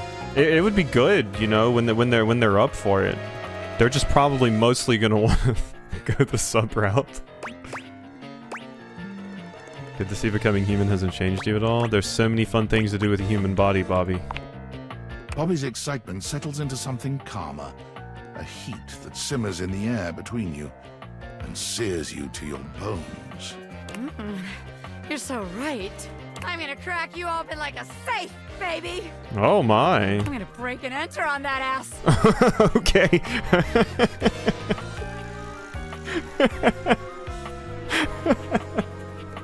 All right. They're excited. I'm gonna work on my crime-themed flirting. Let's just get out of here, huh? Bobby makes good on their promise to crack you open, putting their dexterous, newly human hands to good use indeed. When you're alone, all that smooth, quick talk falls by the wayside. Bobby shows you a depth of passion and intensity that you could never have imagined when you first met. They're loath to leave you in the morning, but excited about their future nonetheless. As they kiss you goodbye, you can't help but feel a sense of hope for their new life. Bobby makes their way to Las Vegas immediately, bound and determined to make something of themselves as a street performer and magician. Of course it's Vegas. Upon arriving, however, they very quickly realize Vegas is a town filled with Bobbies, and the prospect of struggling to stand out quickly drives them to return home. Bobby bounces from place to place, searching for a career that suits them, but nothing is as exciting as magic or a hypothetical life of crime. When a 1920s gangster-themed bar opens up in the city just a few months later, Bobby takes up work as a bartender there, and it's there they finally thrive. You and Rainey should talk. Serving drinks and handling cash makes Bobby happier than anything they could have ever imagined. Sharp clothing and silly bingo don't hurt either. Tonight's special drink is the bee's knees. The cat's pajamas. Trust me, one sip of this will have you zazzled, suffocated, scrooched. That'll be 14 clams, darling daddy-o. They send you photos of themselves in costume often, updating you on their gangster personas' fictional happenings. Yeah. Give me all the pictures of you in costume. That's fun. Somehow, the more things change, the more they stay the same. But you're just happy Bobby is happy. Oh, Bobby's a top tier for sure. Bobby's a top tier for sure. When I get to the tier list, Bobby's gonna be up there. Bobby's gonna be up there for sure. Look at all these people. Look at them all. My god. There's a lot. There's a whole bunch there is. We're getting there though. I think maybe one more stream we could do it. They said it couldn't be done. But look at how far along we are. We've got just a handful more. A lot of these hate me too. I have finished off a lot of my favorites already though, so it's mostly like the characters I care about less at this point, except for Arma. I do love Arma. I dislike Fantina. The sassy chap we still have to finish with as well. Okay. Well. Even Keith hates you? I refused to force Mac to help Keith break into someone's personal journal online, and Keith got really angry about that.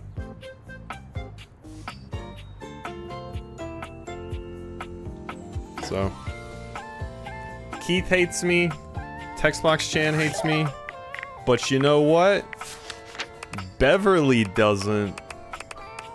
Beverly was great. That's wifey. Boom. Alright.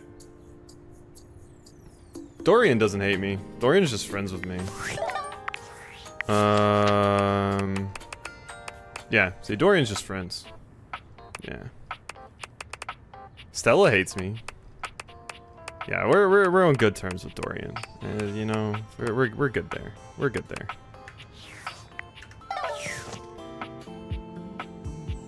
There's a lot of people that ended up hating me because I either didn't care or whatever. I guess I'll have to possibly maybe try and resolve things with Keith.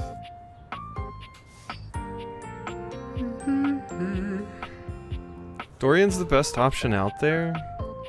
Dorian's cool. But I prefer some other options. I've already realized your top tier bugs. Eddie was realized earlier. Alright. I guess I'm going to potentially maybe find myself a little bit of food, work out, and record. Because I made the mistake of starting 4 games at once again because I really wanted to play Herdling because I got the code for it, so yeah. Alrighty.